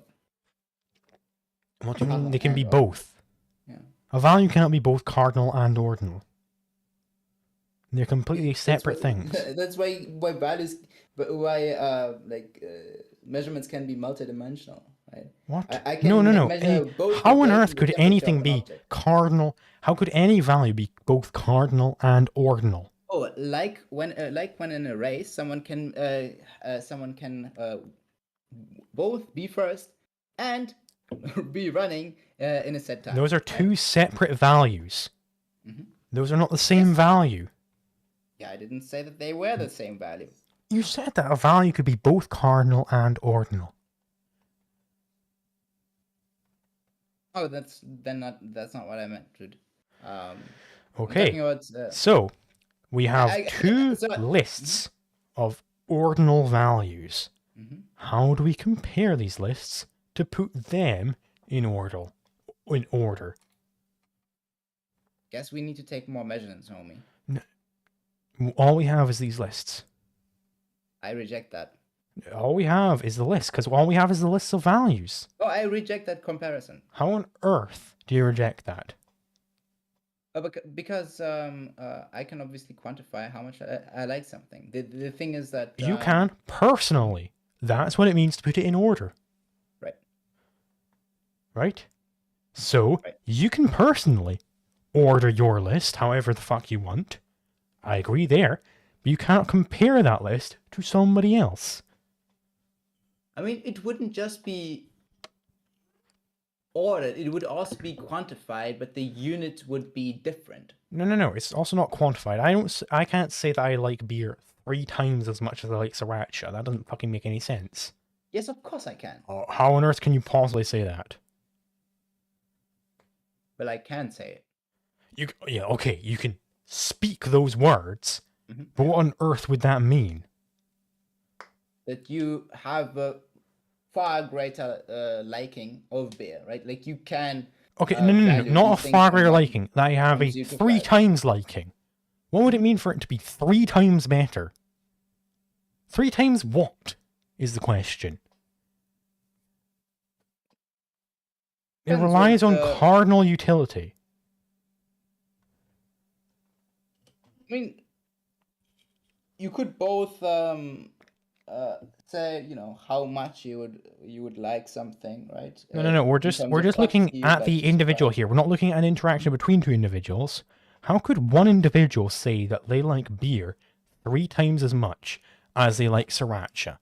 How would that ever make any sense? Oh, for example, if I like to consume it 3 times as frequently. Or How would that mean that you like it 3 times as much? because you spend more time doing it. But why does that mean you like it 3 times as much? Because sometimes I like ice cream, sometimes I don't. I mean, then you'd need you'd need to define that in the set parameter in the set time frame, right? That's That the would point. You be can an never overall say, measure. in this instant, I prefer beer 3 times as much as I like sriracha. I can just say that I prefer beer to sriracha right now. Generally, I don't want to make like measurements of like an instant. That's what it has to be, though. No. Because we can't compare across different times, or else I'd say, well, I prefer. It's like how I prefer ice in summer to ice in winter. Those are different goods from my own viewpoint, because it's all about the here and now. Right now, I prefer beer to sriracha. I can say that, but I can't say that I prefer it 3 times as much as I like sriracha. It doesn't even make sense to speak of a preference there. I don't say I like beer 3 times the amount I like sriracha, because that would imply that there's some amount I like sriracha, which is a cardinal value, where I could therefore do maths on that value. That's not how value works. Wait, you can't quantify values? You cannot cardinally quantify values, correct? You can compare values. You can make an ordinal ranking of them. You cannot cardinalize them, though. I mean, you can. No. You cannot. It's not possible. You're not course you speaking can. of value scales when you speak of anything cardinal. I mean, of course I can if I make up a system in which people synthesize. Sure, that. if you make it up, then you're not speaking of actual human values anymore. If I just make up that people say, well, I like beer 15 and I like sriracha 5. I am. Makes no providing a fucking system. sense. I'm not speaking like a human. Of course, it makes sense because I'm deriving a system. Well, that system would be derived of the values that humans have. How on earth would you derive that, though? Doesn't really matter. It does matter, because you're claiming that you can derive a system of cardinal value based on how humans value things. How the fuck would you ever go about that? or like, for example, creating a centrally planned economy or like a market, something So like that. when you create that centrally planned economy, Mhm. where in that would you be able to, let's just assume you have whatever level of technology to make your centrally planned economy, Mhm. where in that would you be able to determine a cardinal theory of value? Giving people a certain amount of tokens, assuming people have a similar amount of of value, and then being letting people spend an arbitrary amount of tokens on stuff while setting values, right? So right, In if I trade, let's say I trade 10 tokens for beer, Mhm. that would imply that I value the beer more than those 10 tokens. Mhm. You have not. It doesn't imply that I value beer at 10 tokens. What you're trying to work up to here is pre-subjectivist theory of values, where I value something at $10 if I buy it for $10. No, no, no. I value the thing more than the $10, or else I would not trade it. It's all about ordinal rankings. That's what I'm Well, trying to get at here. the tokens are just votes that you put on a Irrelevant. chart. Mhm. Irrelevant. Fiat. It also applies to fiat. If I trade Mhm. 5 fiat for a Mhm. beer, I value that beer more than that 5 fiat. Well, you don't actually have that fiat because you can't do with it what you want. Fucking god. Okay. What on earth do you Well, do mean? you own something if someone else controls it? Quite possibly. Because ownership is with reference to property. I would still own my If wallet I if somebody lend you robbed me. my pencil and you use it to indicate something on a test, is that yours? No, it's your pencil. That's what you just said. Right. It's your pencil. Right. So in the tokens in that system are an indicator of what you value. Oh, okay, yeah. So it would indicate if I owned 10 tokens and I Well, the traded those tokens are 10. centrally owned. Yeah. Okay, well but I get the right to allocate those tokens. Yeah. So do I get this exclusive say over how to allocate those tokens? No. For example, you can't just not allocate them.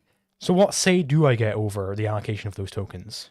You can allocate them within like the token system. What do you mean within the token system? What the fuck does that mean? Like you have a computer in which you can click boxes. So I just have like some Ethereum on my like fucking hard drive or whatever. Well, now you have a computer in which you can click check boxes. What the fuck are you talking about? Well, you just have a limited amount of checks you can set. But yeah. What? So I whatever be the point of allocating more tokens than just to get an ordinal ranking? Oh, so you could have like 5 checks for beer. That means like you get 5 units of beer, right? Okay, Mhm. so I put those 5 Mhm. checks towards those 5 units of beer. Mhm. That means that I value the 5 units of beer more than those 5 checks, or else I wouldn't have made that trade. No, you need to spend those checks. Okay.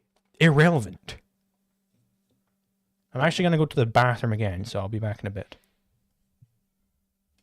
I'm going to get some more water.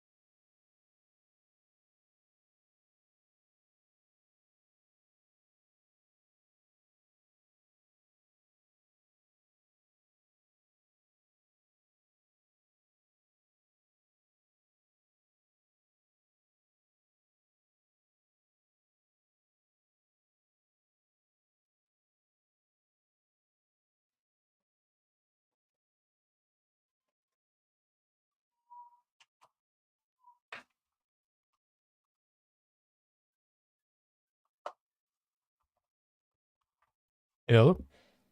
Yo. Hi there. So, we're at the point where I'm allocating 5 checks Mm-hmm. towards beer, and I get 5 units of beer. Mm-hmm. So that implies that I value the 5 units of beer more than the 5 checks.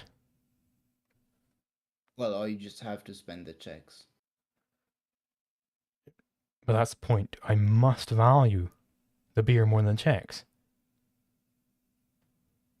Rather than not placing the checks. Over everything else that I could place the checks on. Right. Yes. Yes, that. Okay. Yeah, Okay, of course. okay, so how many checks am I getting?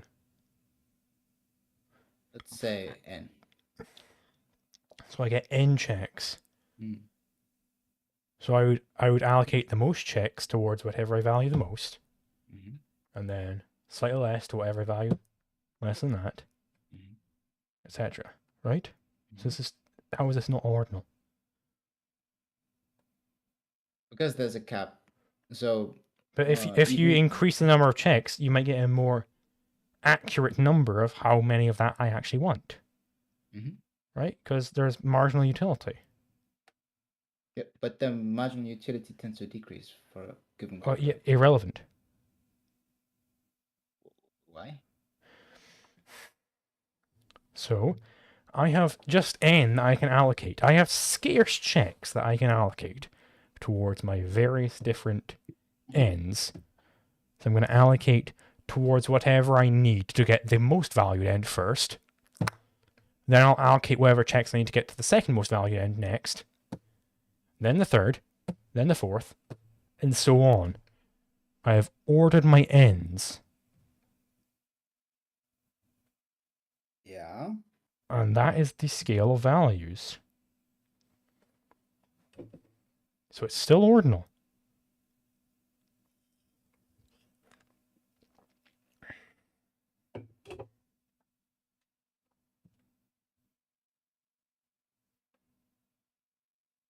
Oh no. Wouldn't necessarily say so. How the fuck? How on earth would I ever go about allocating the checks towards a means, towards an end which I didn't value the most, given those scarce checks? Oh, for example, it might be the case that the tendency of utility to, or like the utility goes in a way such that you might value something more that you only placed 1 check for, right? Rather than something that you placed 3 checks for, but the diminishing returns just like plummet so far that like the second check is just not worth it anymore. Okay, give an example of this. I don't know how on earth it would be possible that I would ever not allocate to the top valued end first. For example, like my bed, right? I value my bed more than I value my like What my the fuck mattress does or it my mean you pillow. value your bed more than whatever else? What does that Oh, mean? because I would sell my like PC. Speak of ends. Mhm. Speak of ends here. Having a second monitor, I would value that over having. I would value that under having a pillow. Okay, You can so comfortably. therefore, you could never Mhm. buy a second monitor before you bought a pillow. You could not never, so long as you were honest to me there. It wouldn't be possible unless your values changed or you lied to me there. Wouldn't be possible. But I could buy 3 No, monitors. no, no, no, no. And You could only ever allocate your means towards the highest valued end. That's what it means. Whatever end you're currently allocating your means towards, you necessarily value that end the most. sure, That's what it right? means to The, allocate the, means the, towards an end. the issue is that then in every given situation, right, the end is a different one. Irrelevant. Okay. Woo.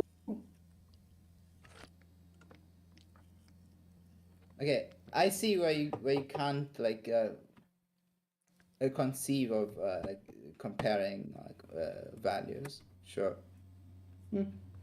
Okay. So are we like done here or something? Yeah, probably. All right. Well, I'm getting tired at this time. good debate. I'll see you later. Yeah, probably. Right. Can you still write down where you value the a priori thing? It's just better to have it written. If you don't wanna, you don't need to. Okay, I can just rewatch the video. Yeah, just rewatch. Okay, have a good All right. day. You Bye. too. Woo, lad.